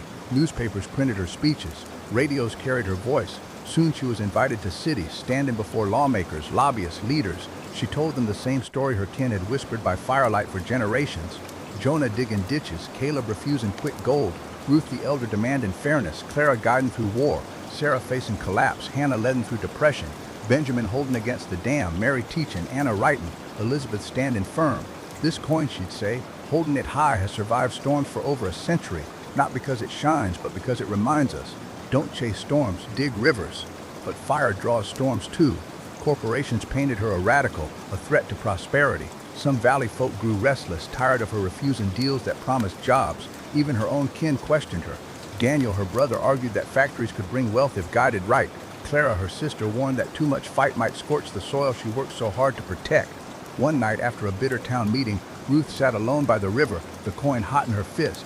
She thought of her ancestors, steady, patient, cautious. Was she betraying them by fighting so fierce, or was fire just another way to dig? The river answered in its whisper, banks and currents, flood and calm, all parts of the same flow. She realized then that her fire was not a betrayal, but a tool, dangerous if wild, life-giving if guided. Her greatest storm came when a plan arose to build a chemical plant on the valley edge. It promised hundreds of jobs but threatened to poison the water. The town was split. Some begged her to accept, desperate for work. Others begged her to fight. Ruth stood on the courthouse steps, coin glinting in the sunlight, and shouted till her voice broke. What good is work if the river that feeds us dies? What good is profit if our children drink poison? A river is worth more than gold, more than jobs, more than promises. Storms roar, but rivers last. The battle dragged on for years. Lawsuits, protests, political fights. Ruth was arrested once, standing in front of bulldozers. She bore the weight of scorn, of exhaustion, of fear, but she never let go of the coin. When doubt gnawed at her, she'd hold it tight and feel the press of every hand before hers. In the end, the plant was never built. The valley kept its river, its soil, its life. Ruth Fire had held back a flood, and though some still cursed her name, more came to see her not as reckless but as necessary, as the flame that lit the banks when darkness threatened to swallow them. Years later, gray streaking her hair, Ruth gathered her nieces and nephews under the cottonwoods. The fire crackled, the river hummed, same as it always had. She held up the coin, worn smoother than ever, almost featureless. This coin has seen storms you can't imagine, she told them. It survived because each of us carried it our own way. Jonah dug, Caleb built, Ruth listened, Clara endured, Sarah risked, Hannah steadied, Benjamin guided, Mary taught, Anna wrote, Elizabeth resisted, and I fought. Rivers need all of it. Someday one of you will carry this coin. Don't carry it the way I did. Carry it the way you must. Just remember, don't chase storms. Dig rivers. She pressed the coin into young Clara's hand, her sister granddaughter, a quiet girl with eyes like deep pools. I give it to you, Ruth said, because you listen. Fire needed, but so is silence. Rivers speak before they roar. Hear them and you'll know where to dig. The girl clutched the coin, awed by its weight. Ruth leaned back, weary but proud. Then the river rolls on, she whispered. And outside, steady as ever, the current whispered through reeds and stone, carrying with it not just water but memory, promise, and fire. Clara Raines was quiet, almost too quiet for some folk like him. Where Ruth had blazed like a torch, Clara sat in silence, her gaze fixed on things others overlooked, the bend of a branch in wind, the way clouds gathered on a ridge, the subtle shift in a neighbor voice when they spoke of trouble. Folks said she was more stone than flame, but those who paid attention learned her silence was not emptiness, it was listening. When Ruth pressed the coin into Clara's hand, smooth and near featureless, the girl felt the hum of generations in its weight. Jonah, Caleb, Ruth the elder, Clara the farmer, Sarah, Hannah, Benjamin, Mary, Anna, Elizabeth, Ruth the fighter, they all whispered through it. Each had dug in their own way. Clara knew then that her gift was not to shout nor to push, but to hear the river before it roared. Her time came in an age her ancestors could hardly fathom. Satellites blinked in the sky like distant campfires. Televisions flickered in every home. Machines hummed not only in mills but in living rooms, offices, schools. The world grew louder, faster, connected by wires and signals instead of wagons and rail. With all that noise, Clara feared the whisper of the river would be lost. She took to listening deeper, to people, to land, to water. She walked the riverbanks at dawn, sitting where the current eddied and churned, hearing the murmur beneath the roar. And when storms came, and they always came, she heard their rumble before most even saw the clouds. One such storm rose in the form of technology that promised ease. Corporations sold machines that could do the work of many hands. Factories brought in robots that replaced workers. Farmers faced pressure to adopt chemical sprays and engineered seeds that promised larger harvests but left the soil gasping. Folks in the valley split, some eager to embrace the new tools, others fearful they'd lose more than they gained. Clara called no rallies, made no speeches. She simply listened. She sat at kitchen tables with farmers, walked through fields with workers, stood in quiet beside mothers worrying about their children's futures. Then, when she spoke, her words carried the weight of all she'd heard. "These machines ain't evil, nor are they salvation," she said at a town gathering. "They're like rivers, useful if guided, deadly if left to flood. We mustn't bow to them, nor must we shun them. We must guide them steady, so they serve the valley, not drown it." She pushed for balance. Machines used to ease burdens, but never to strip jobs. Seeds tested for health, not just yield. Technology adopted with care, not haste. It was slower, harder, less flashy than what outsiders wanted, but it kept the valley heart intact. Her silence became her strength. Outsiders underestimated her, thinking her meek. But when they barged into meetings with fast talk and big promises, Clara would listen until they'd spent their thunder. Then she'd ask one simple question, always the right one, always sharp enough to lay their schemes bare. And each time, the valley chose patience over panic, rivers over floods. Her kin followed her lead in their own ways. Samuel III, her cousin, was drawn to the machines, tinkering with computers that filled whole rooms. He dreamed of progress but found himself tempered by Clara's steady words. "Guide it like water," she told him. "Don't let it spill where it will." Her sister son Michael had fire like Ruth, organizing protests against pollution. Clara never dimmed his fire, but she reminded him to let silence do its work too. "Fire lights the sky," she told him, "but rivers carve the land." The greatest storm of Clara time wasn't drought or war, but noise. The constant hum of screens, radios, televisions, advertisements shouting promises of quick wealth, easy happiness. People forgot how to listen. They drowned in voices, losing the whisper of the river. Clara fought not with fire, but with stillness. She taught children to sit by the water, to hear its murmur, to breathe before speaking. She started gathering where folk put away machines for an hour, listening only to each other, to the wind, to the river. At first they laughed, but slowly they came, hungry for quiet, for patience. In time, the valley grew not only in fields and mills, but in wisdom. Outsiders marveled that it thrived without selling its soul, without drowning in storms. They asked how, and Clara would smile, coin warm in her palm, and say, "Because we listen." When her hair turned silver and her steps slowed, Clara knew it was time. She gathered her nieces and nephews, their children and their children's children. They sat under the cottonwoods as always, fire crackling, river humming. Clara drew out the coin, so worn it was near smooth as glass. "This coin carries silence," she said, her voice soft but firm. Silence of Jonah digging, silence of Caleb refusing, silence of Ruth listening, silence of Hannah waiting, silence of Benjamin weighing, silence of Mary teaching, silence of Elizabeth refusing to sell, silence of mine listening. Each silence was stronger than storms. Don't mistake silence for weakness. It's the deepest river. She placed the coin into Michael's daughter's hand, a girl named Grace, sharp-eyed but patient. "I give it to you," Clara whispered, "because you hear before you speak. Rivers whisper first. If you can hear them, you'll guide them true." Grace clutched the coin, heart pounding. Clara leaned back, tired but at peace. Then the river lives on, and outside, under stars brighter than city lights could ever hide, the river rolled steady, its whisper older than storms, louder than silence, eternal as time. Grace Rains was born into a world where storms no longer just rolled over plains or swelled rivers. They flashed on screens, hummed through wires, and roared in 1,000 voices at once. The coin she inherited from Clara felt almost too quiet against that backdrop. Smooth as glass, faint with the touch of generations, it seemed small compared to the glare of televisions, the buzz of radios, the flood of advertisements shouting promises from every corner.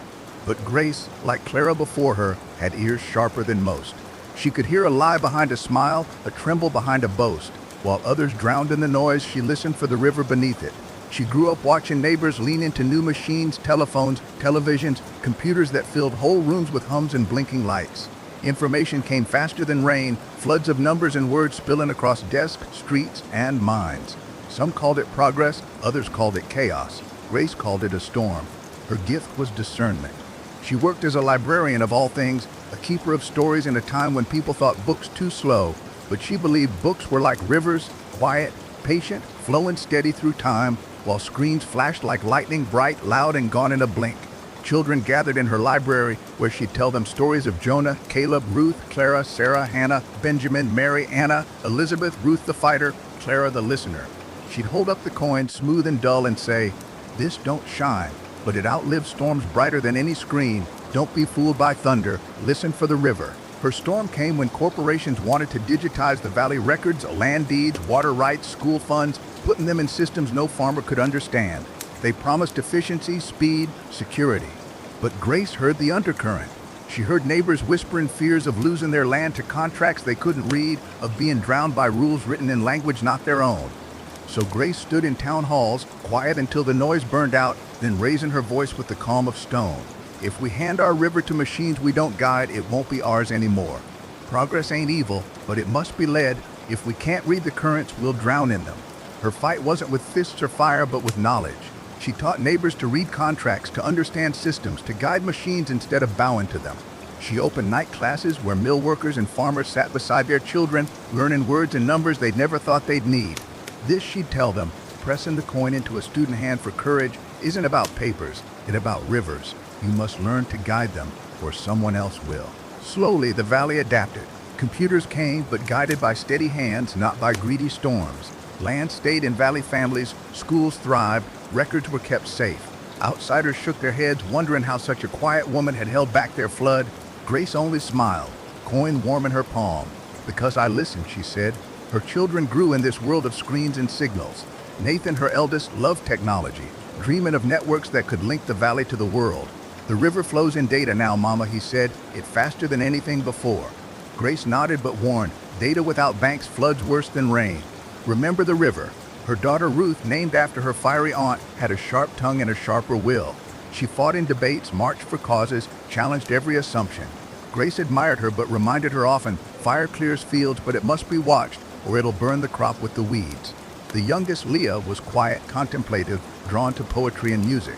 She heard the rhythm of the river in verses, in songs, in silences.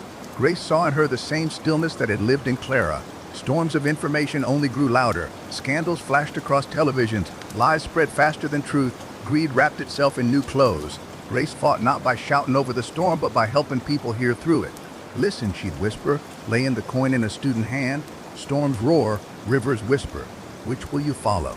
When her hair silvered and her hands trembled, she gathered her kin under the cottonwoods as all before her had. Screens glowed in pockets even as the fire crackled, but she made them turn the machines off, listen to the river instead. "This coin," she said, laying it out, "is nearly smooth as water now. It carries the whispers of all before us. Jonah, Caleb, Ruth, Clara, Sarah, Hannah, Benjamin, Mary, Anna, Elizabeth, Ruth the fighter, Clara the listener, and me. Each faced storms louder than the last. Yours will roar louder still. But storms end, rivers last. Don't chase storms, dig rivers." She placed the coin into Leah's hand, the quietest of the three. "I give it to you not because you're bold, but because you hear. The world is full of noise now, child. Only those who listen will know where to dig." Leah clutched the coin, tears spilling, feeling not silver but centuries. Grace leaned back, eyes on the river gleaming under starlight. "Then the river lives on," she whispered, and outside, though the world roared with machines and signals, the river whispered steady, eternal, unbroken.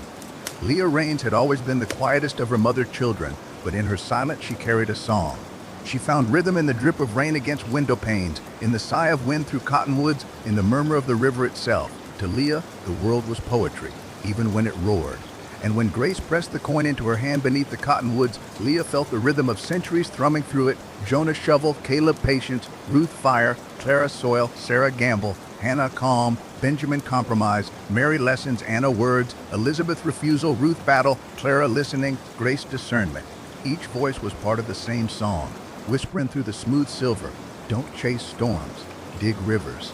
Her time was unlike any before. The valley still rolled steady with crops, timber, and mills, but the greater storm was no longer flood or drought or famine. It was the endless roar of a digital age. Screens glowed in every home, voices poured from radios and televisions, then from smaller machines carried in every pocket. News, gossip, lies, promises, all shouting, all flooding, all at once. Neighbors quarreled not over land or water, but over words they'd read on glowing screens, rumors that spread faster than any storm cloud. Farmers fretted less about soil and more about markets they couldn't see. Children sat staring at lights instead of rivers. The valley, though still rooted, trembled with noise. Leah's gift was not to shout over it, but to weave through it. She wrote poems, songs, essays, threads of quiet truth in a fabric frayed by noise. She read them aloud in schoolhouses, published them in papers, even let them spread across the very networks that threatened to drown the river whisper. If the world is flooded with voices, she said once, coin in her palm, then we must make rivers of our own, streams of truth steady enough to cut through the noise. Her words reached far. Strangers wrote from cities saying her verses felt like water in dry lands. Some scoffed, calling her sentimental, a relic in a world too fast for poetry. But others listened, and those who listened remembered. Her greatest storm came when a tech company sought to buy rights to the valley data, its schools, its crops, its trade. They promised efficiency, progress, prosperity, the same words spoken to Ruth, to Clara, to Elizabeth before her. But Leah heard the undercurrent. They don't want to help us, she told the town. They want to own us. They want to turn our river into numbers, to sell the flow that feeds us. The fight was fierce. Lobbyists came with polished words. Neighbors wavered at promises of wealth. Even her siblings questioned her, saying she was too cautious, that she was letting the valley fall behind. Leah sat with the coin each night, thumb rubbing its smoothness, whispering to the voices within. She heard Jonah patience, Ruth fire, Clara stillness, Grace warning. Don't chase storms, dig rivers, so she stood firm. She didn't rally with fists nor flame, but with words. She wrote letters, poems, essays that spread far beyond the valley. She told of generations who had endured storms louder than any market, who had refused to sell rivers for floods of gold. Her words caught attention, stirred allies, turned tides. In the end, the company backed away, beaten not by fire but by persistence, by poetry, by the whisper of a river carried through ink. Her children grew in this storm. Jonathan, the eldest, became an engineer, seeing promise in circuits and networks. He dreamed of machines that could guide rivers better than men ever had. Leah warned him gently, guide them, son, don't let them guide you. Her daughter Clara, named again for the farmer before, chose the soil, tending with new methods, blending science with patience. She spoke softly, but her field spoke louder, green when others browned. Her youngest Miriam was a dreamer like herself, scribbling songs and poems late into the night. Leah saw the coin future in her quiet, creative, listening to whispers others missed. When Leah's hair silvered, she gathered her kin by the riverbank, same as all before her. The water shimmered under starlight, the fire cracked, the children hushed their glowing screens at her request. She held up the coin, worn smooth as the river stones at her feet. This coin has no face left, she said, but it carries every face before me. Jonah, Caleb, Ruth, Clara, Sarah, Hannah, Benjamin, Mary, Anna, Elizabeth, Ruth the fighter, Clara the listener, and me. Each face storms louder than the last. Yours will roar louder still, but storms end, rivers last. Don't chase storms, dig rivers. She placed the coin into Miriam's palm, curling her daughter's fingers around it. I give it to you not because you shout the loudest, but because you listen for whispers. The world will be flooded with voices, child. You must hear the river beneath. Miriam nodded, tears glistening in her eyes. I'll hear it, Mama. I'll guide it. Leah smiled, leaning back as the fire warmed her face. Then the river lives on, and beyond them, steady as ever, the water flowed, whispering, humming, patient, outlasting storms, outlasting noise, outlasting time itself. Miriam Raines was the first of her line to grow up in a world where the storms never rested. Her mother Leah had seen the rise of machines in pockets, screens on every wall, voices pouring from the air like rain. But for Miriam, it wasn't novelty, it was the sky she'd been born under. To her generation, the world was a storm of information, endless and loud, where silence seemed almost unnatural. And yet in her pocket, smooth as a stone pulled from a riverbed, Miriam carried silence itself. The coin, worn clean of face, was the quietest thing she owned. At night, she'd hold it in her hand, close her eyes, and hear not the ping of machines or the chatter of screens, but the steady murmur of the river outside. It whispered the same words her kin had carried through centuries. Don't chase storms, dig rivers. She was a writer like her mother, but her words weren't confined to books or papers. She set them loose on glowing screens, where they could travel farther than wagons or trains or even radios had ever carried the voices of her ancestors. At first, her poems and essays were lost in the flood, drowned out by the noise of markets, scandals, distractions. But Miriam had patience. She knew rivers carved stone not with force but with time. Her words began to catch. A story of Jonah first ditch, read by a boy overseas, a poem about Caleb refusing the mine, shared thousands of times across networks Miriam could hardly picture in her grandmother day. A letter about Ruth fastened down corporations, printed in classrooms far from the valley. Slowly, quietly, her voice threaded through the storm. But storms don't like to be challenged. Misinformation spread like floodwater, drowning truths in lies. Voices shouted that patience was weakness, that mercy was foolish, that greed was strength. Miriam's words were mocked, twisted, buried under louder storms, Neighbors who once listened turned suspicious, suspicious turned bitter. Stories won't feed us, some said. Poetry won't pay bills. Miriam wept at night, coin clutched tight, wondering if the whisper of the river had finally been drowned for good. But in her tears she heard the memory of Leah's soft voice. Listen, storms roar, but rivers whisper first. So Miriam listened harder. She sifted through noise for whispers, the quiet desperation of neighbors buried in debt, the soft plea of children lost in glowing screens, the silence of soil stripped by quick gain farming. Then she wrote again, not loud but true. She told of Grace teaching neighbors to read contracts, of Clara hearing storms before they struck, of Hannah guiding families through war, of Caleb digging steady while storms raged. Each story was a stone set in a bank against the flood. Her greatest storm came when a conglomerate offered to modernize the valley entirely. Data centers, highways, pipelines, a transformation that would bring jobs and wealth, but also strip forests, drain water, scatter families. The town split. Some begged her to accept, others begged her to resist. At the gathering, Miriam stood before the crowd, coin in her palm. Screens glowed in pockets, recording every word. She felt the eyes of her ancestors upon her, the murmur of the river in her blood. They call it progress, she said, voice low but steady. But progress without roots is just another flood. Our river has carried us through storms for centuries, not because it roared, but because it whispered, patient and steady. If we hand it away, what river will we leave behind? Silence followed, rare and heavy. Then one by one, neighbors nodded. The vote was close, but the valley refused the deal. It meant leaner years, harder work, but it meant the river lived. Miriam knew then that the coin had done its work again, not because of silver, not because of wealth, but because it reminded them of rivers. Her children watched. Samuel, her eldest, built machines to monitor soil and water, blending technology with patience. Clara, her daughter, took to the soil itself, planting with hands as old as Jonah, and her youngest, Ruth, carried fire in her eyes, eager to speak, eager to fight. One night, as the fire crackled and the river whispered beyond, Miriam gathered them under the cottonwoods. She laid the coin on the table, smooth, faceless, but burning with weight. This coin has crossed centuries, she said. It carries storms, rivers, patience, fire, silence, mercy. Someday, it will be one of yours to hold. Remember, it ain't silver, it a promise. The children reached for it, wide-eyed. Miriam closed her fingers around it once more. Not tonight, she whispered, but soon. And when it yours, remember, storms roar, but rivers last. Don't chase storms, dig rivers. And outside, steady as ever, the current rolled on, humming, whispering, enduring, louder than any machine, deeper than any storm. Miriam Raines lived long enough to see her children step into storms of their own. By the time her hair had silvered and her hands shook with age, the valley was nearly unrecognizable to the eyes of Jonah or Caleb. Screens glowed in every hand, towers blinked with red lights on the hills, machines tilled fields guided by satellites, and voices from across the world poured into kitchens as if they were spoken at the table. The storms no longer came as drought or flood alone, they came as noise, temptation, and speed, and yet the river still rolled steady. Her eldest, Samuel, was the first to test its banks. A clever boy turned cleverer man. He built machines that could read soil, predict rainfall, even track the river depth. Neighbors praised him, calling him a genius, saying he'd bring the valley into the future. Samuel believed it too, until corporations came knocking, eager to buy his inventions. They promised wealth, expansion, fame. All he had to do was sign, and the valley tools would belong to them. He thought long, coin burning in his memory, though it wasn't his to hold. At night he sat by the river, hearing his mother's voice guide machines like water. Don't let them flood.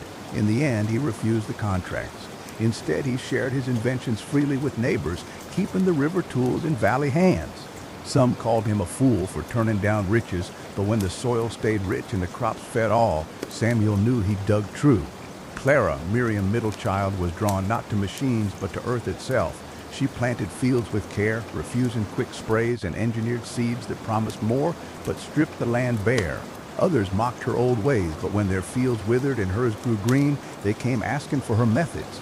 She taught them patient soil keeping, crop rotations, and care for the land. The soil a river too, she'd remind them, kneeling to press her palm into earth. It flows through us all. Poison it, and we poison ourselves. Ruth, the youngest, was fire incarnate. She marched in protests, raised her voice in courts, argued in meetings. Screens carried her speeches far beyond the valley. She burned with a need to protect the river from every threat, pollution, greed, careless growth. Her fire won victories, but it also sparked conflict. Neighbors sometimes bristled at her fury, weary of the fights.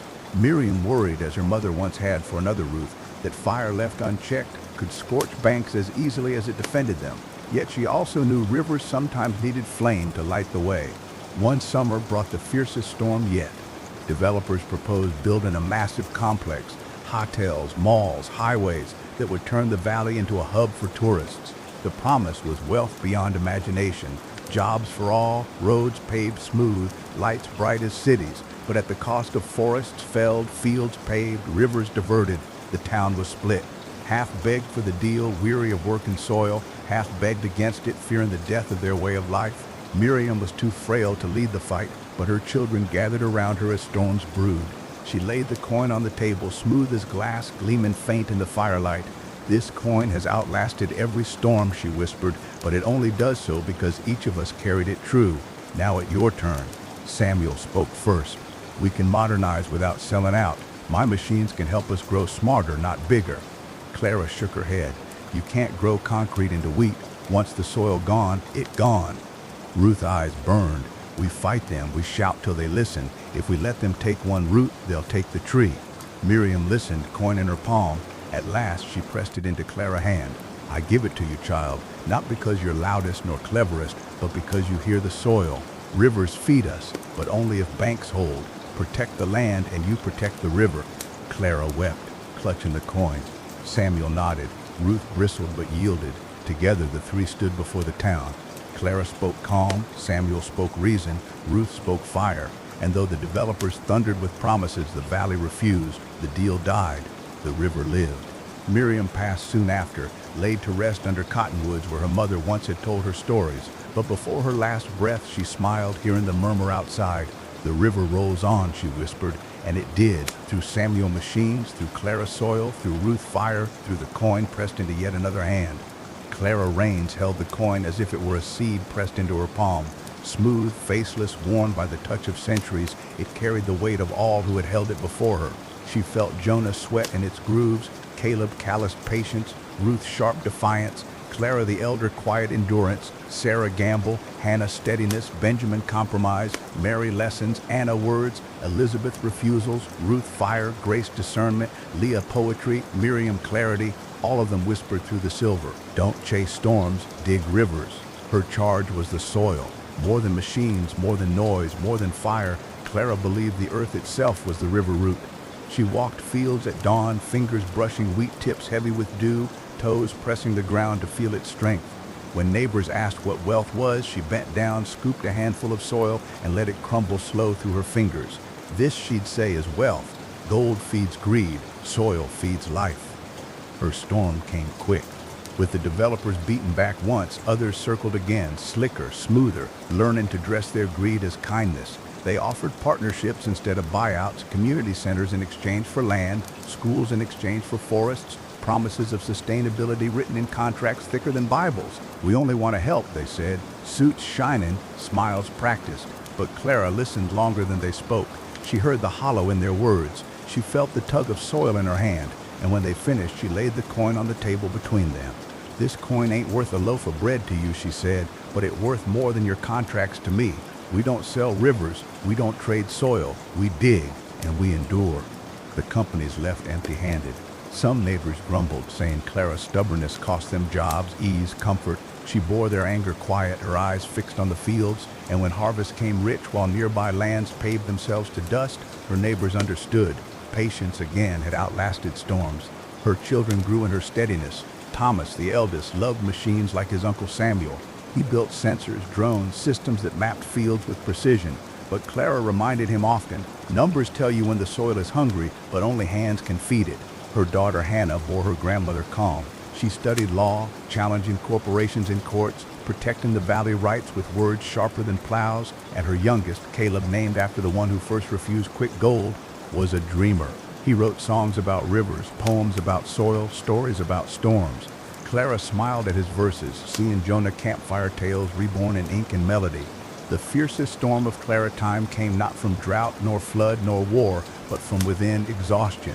Families grew weary of always refusing, always digging, always sacrificing. They saw cities with bright lights, easy comforts, faster wealth. Children asked why they must labor when machines could do it all. The valley itself seemed tempted to stop digging and let the storm take them. Clara answered with her life. She worked the fields alongside the youngest, her hands blistered, her back bent. She rose before dawn, labored till dusk, showed by sweat what words alone could not teach. At harvest, she gathered the valley at the riverbank, firelight dancing on her silver hair. She held up the coin. "This coin is smooth because storms have worn it," she said, "but storms have never taken it. We're weary, aye. We're tempted, aye. But storms end. Rivers last. Don't mistake noise for wealth. Don't mistake ease for prosperity. True wealth grows in soil, in patience, in mercy. Dig your rivers and they'll feed you even when storms rage loudest." Her words steadied the valley again. Neighbors turned back to their fields. Children learned again to plant, to water, to wait. The temptation of quick wealth dimmed. The river rolled on. When her hair whitened and her steps slowed, Clara knew her time was near. She gathered her kin under the cottonwoods as every rains had before her. She laid the coin smooth as river stone on the table, its face long gone but its weight eternal. "This coin," she whispered, "ain't silver anymore. It's soil, it roots, it patience made metal. Each of us carried it in our own way." Jonah dug, Caleb refused, Ruth spoke, Clara endured, Sarah risked, Hannah steadied, Benjamin weighed, Mary taught, Anna wrote, Elizabeth resisted, Ruth fought, Grace discerned, Leah listened, Miriam wove, and I tended the soil. Each way was right. Each way kept the river. Now it must be carried again. She looked among them. At last she pressed it into Hannah's hand, the lawyer, the fighter in courts. "I give it to you, child, because you know the language of storms. You hear their thunder and answer in kind. But remember, law is just another river. Guide it steady. Don't let it flood." Hannah wept, holding the coin. Clara leaned back, eyes on the river glowing silver under moonlight. "Then the river lives on," she whispered, and the water rolled steady, humming with the memory of all who had dug, all who had tended, all who had refused to chase storms. Hannah Raines had always believed words could be sharper than plowshares. Where her mother Clara tilled soil and coaxed life from earth, Hannah studied books, weighed laws, and wielded contracts like weapons. When Clara pressed the coin into her hand, Hannah felt the river of centuries hum beneath its worn surface. She knew then that her duty would not be in the fields or mills, but in the halls where storms cloaked themselves in paper and ink. The world of her time was ruled by signatures more than shovels. Corporations no longer came with wagons and guns, they came with lawyers, with clauses buried deep in contracts, with promises that glittered like fool gold. Towns elsewhere fell not from drought but from deals they couldn't understand. Families lost land because of one missed line. Water rights vanished because of a signature made in hunger. Hannah swore such a fate would never drown her valley. She became a lawyer, fierce and sharp-eyed. She studied every law she could find, from water rights to land deeds to labor protections. When companies came with polished words, she tore their contracts apart line by line, exposing greed wrapped in fine print. "Storms don't always roar with thunder," she told her neighbors. "Sometimes they whisper in ink, but rivers know whispers too." Her storm came when an energy conglomerate set its eyes on the valley. They proposed to build massive power plants fueled by coal and oil right on the banks of the river. They promised jobs, schools, even hospitals, but Hannah saw the trap. Buried deep in their contracts was a clause giving them permanent control of the water. If signed, the valley would no longer own its lifeblood. The town split again. Families weary from lean years wanted the jobs. Young folks, tired of labor and soil, dreamed of easier lives. Some even accused Hannah of selfishness, saying she clung to ghosts while the future slipped by.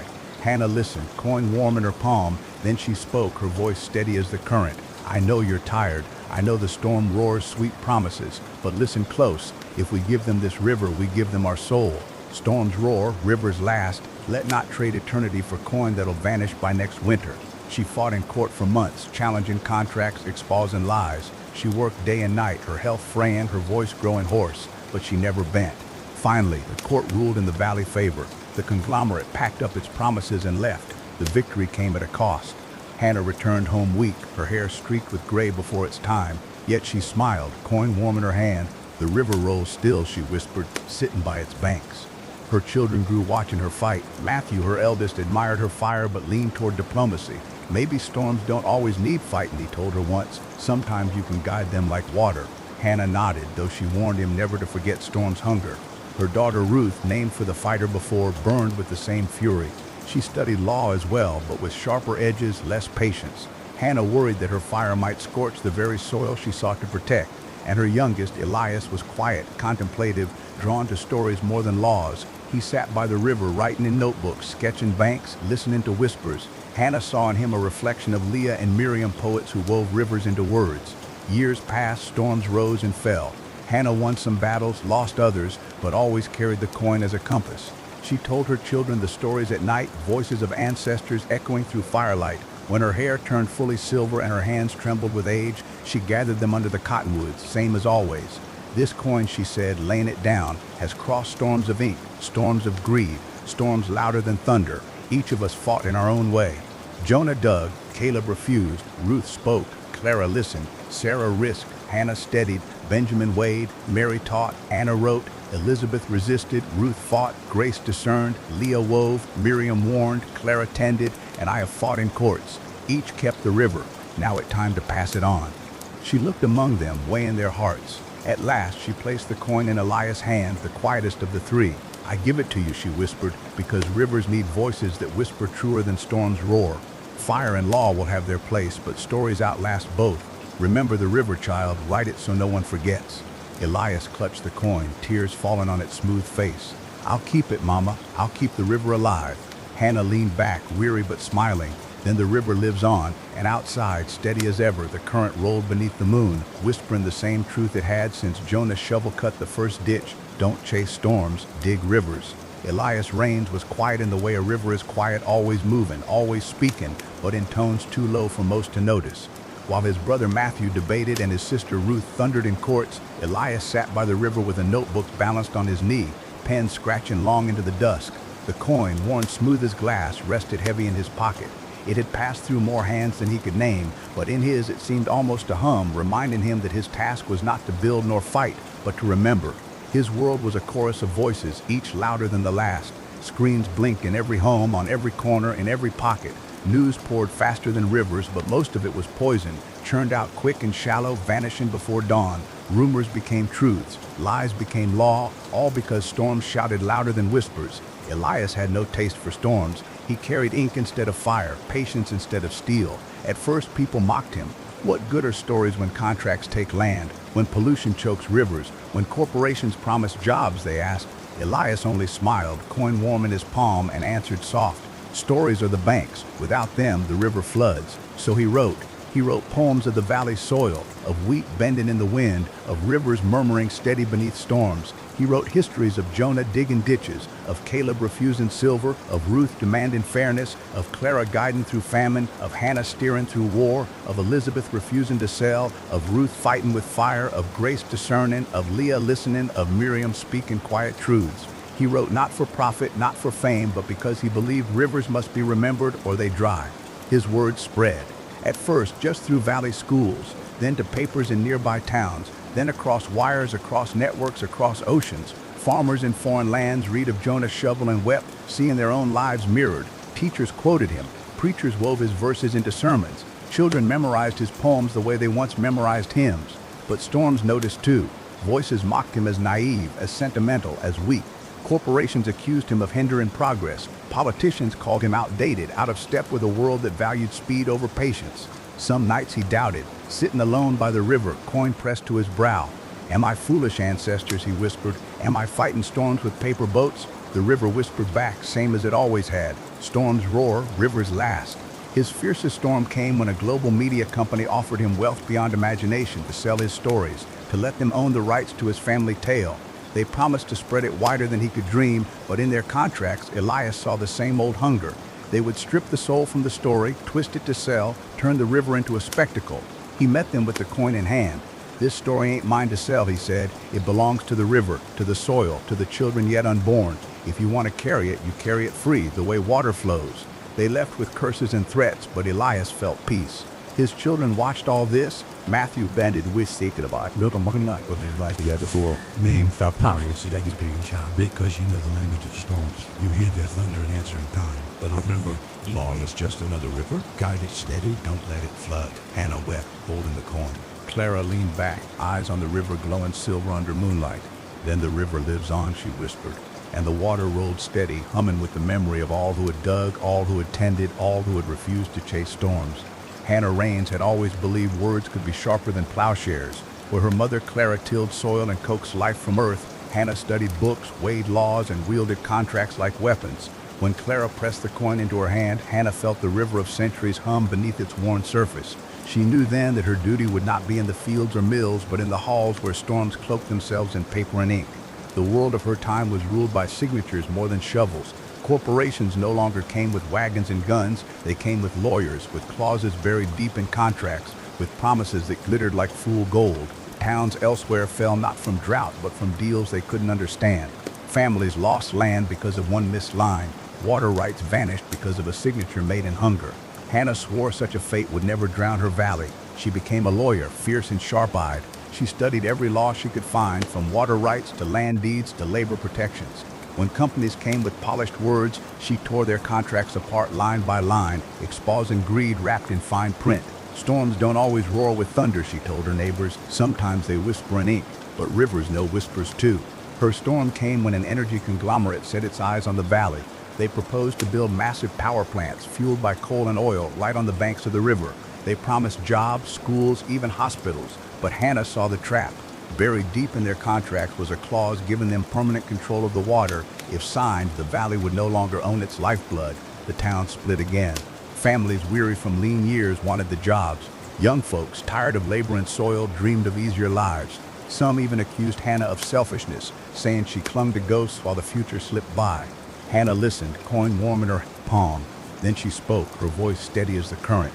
I know you're tired. I know the storm roars sweet promises, but listen close. If we give them this river, we give them our soul. Storms roar, rivers last. Let not trade eternity for coin that'll vanish by next winter. She fought in court for months, challenging contracts, exposing lies. She worked day and night, her health fraying, her voice growing hoarse. But she never bent.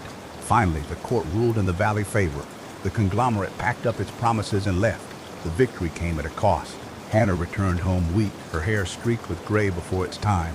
Yet she smiled, coin warm in her hand. The river rolls still, she whispered, sitting by its banks. Her children grew watching her fight. Matthew, her eldest, admired her fire but leaned toward diplomacy. Maybe storms don't always need fighting, he told her once. Sometimes you can guide them like water. Hannah nodded, though she warned him never to forget Storm's hunger. Her daughter Ruth, named for the fighter before, burned with the same fury. She studied law as well, but with sharper edges, less patience. Hannah worried that her fire might scorch the very soil she sought to protect. And her youngest, Elias, was quiet, contemplative, drawn to stories more than laws. He sat by the river, writing in notebooks, sketching banks, listening to whispers. Hannah saw in him a reflection of Leah and Miriam, poets who wove rivers into words. Years passed, storms rose and fell. Hannah won some battles, lost others, but always carried the coin as a compass. She told her children the stories at night, voices of ancestors echoing through firelight. When her hair turned fully silver and her hands trembled with age, she gathered them under the cottonwoods, same as always. This coin, she said, laying it down, has crossed storms of ink, storms of greed, storms louder than thunder. Each of us fought in our own way. Jonah dug, Caleb refused, Ruth spoke, Clara listened, Sarah risked, Hannah steadied, Benjamin weighed, Mary taught, Anna wrote, Elizabeth resisted, Ruth fought, Grace discerned, Leah wove, Miriam warned, Clara tended, and I have fought in courts. Each kept the river. Now it time to pass it on. She looked among them, weighing their hearts. At last she placed the coin in Elias' hand, the quietest of the three. I give it to you, she whispered, because rivers need voices that whisper truer than storms roar. Fire and law will have their place, but stories outlast both. Remember the river, child, write it so no one forgets. Elias clutched the coin, tears falling on its smooth face. I'll keep it, Mama. I'll keep the river alive. Hannah leaned back, weary but smiling. Then the river lives on. And outside, steady as ever, the current rolled beneath the moon, whispering the same truth it had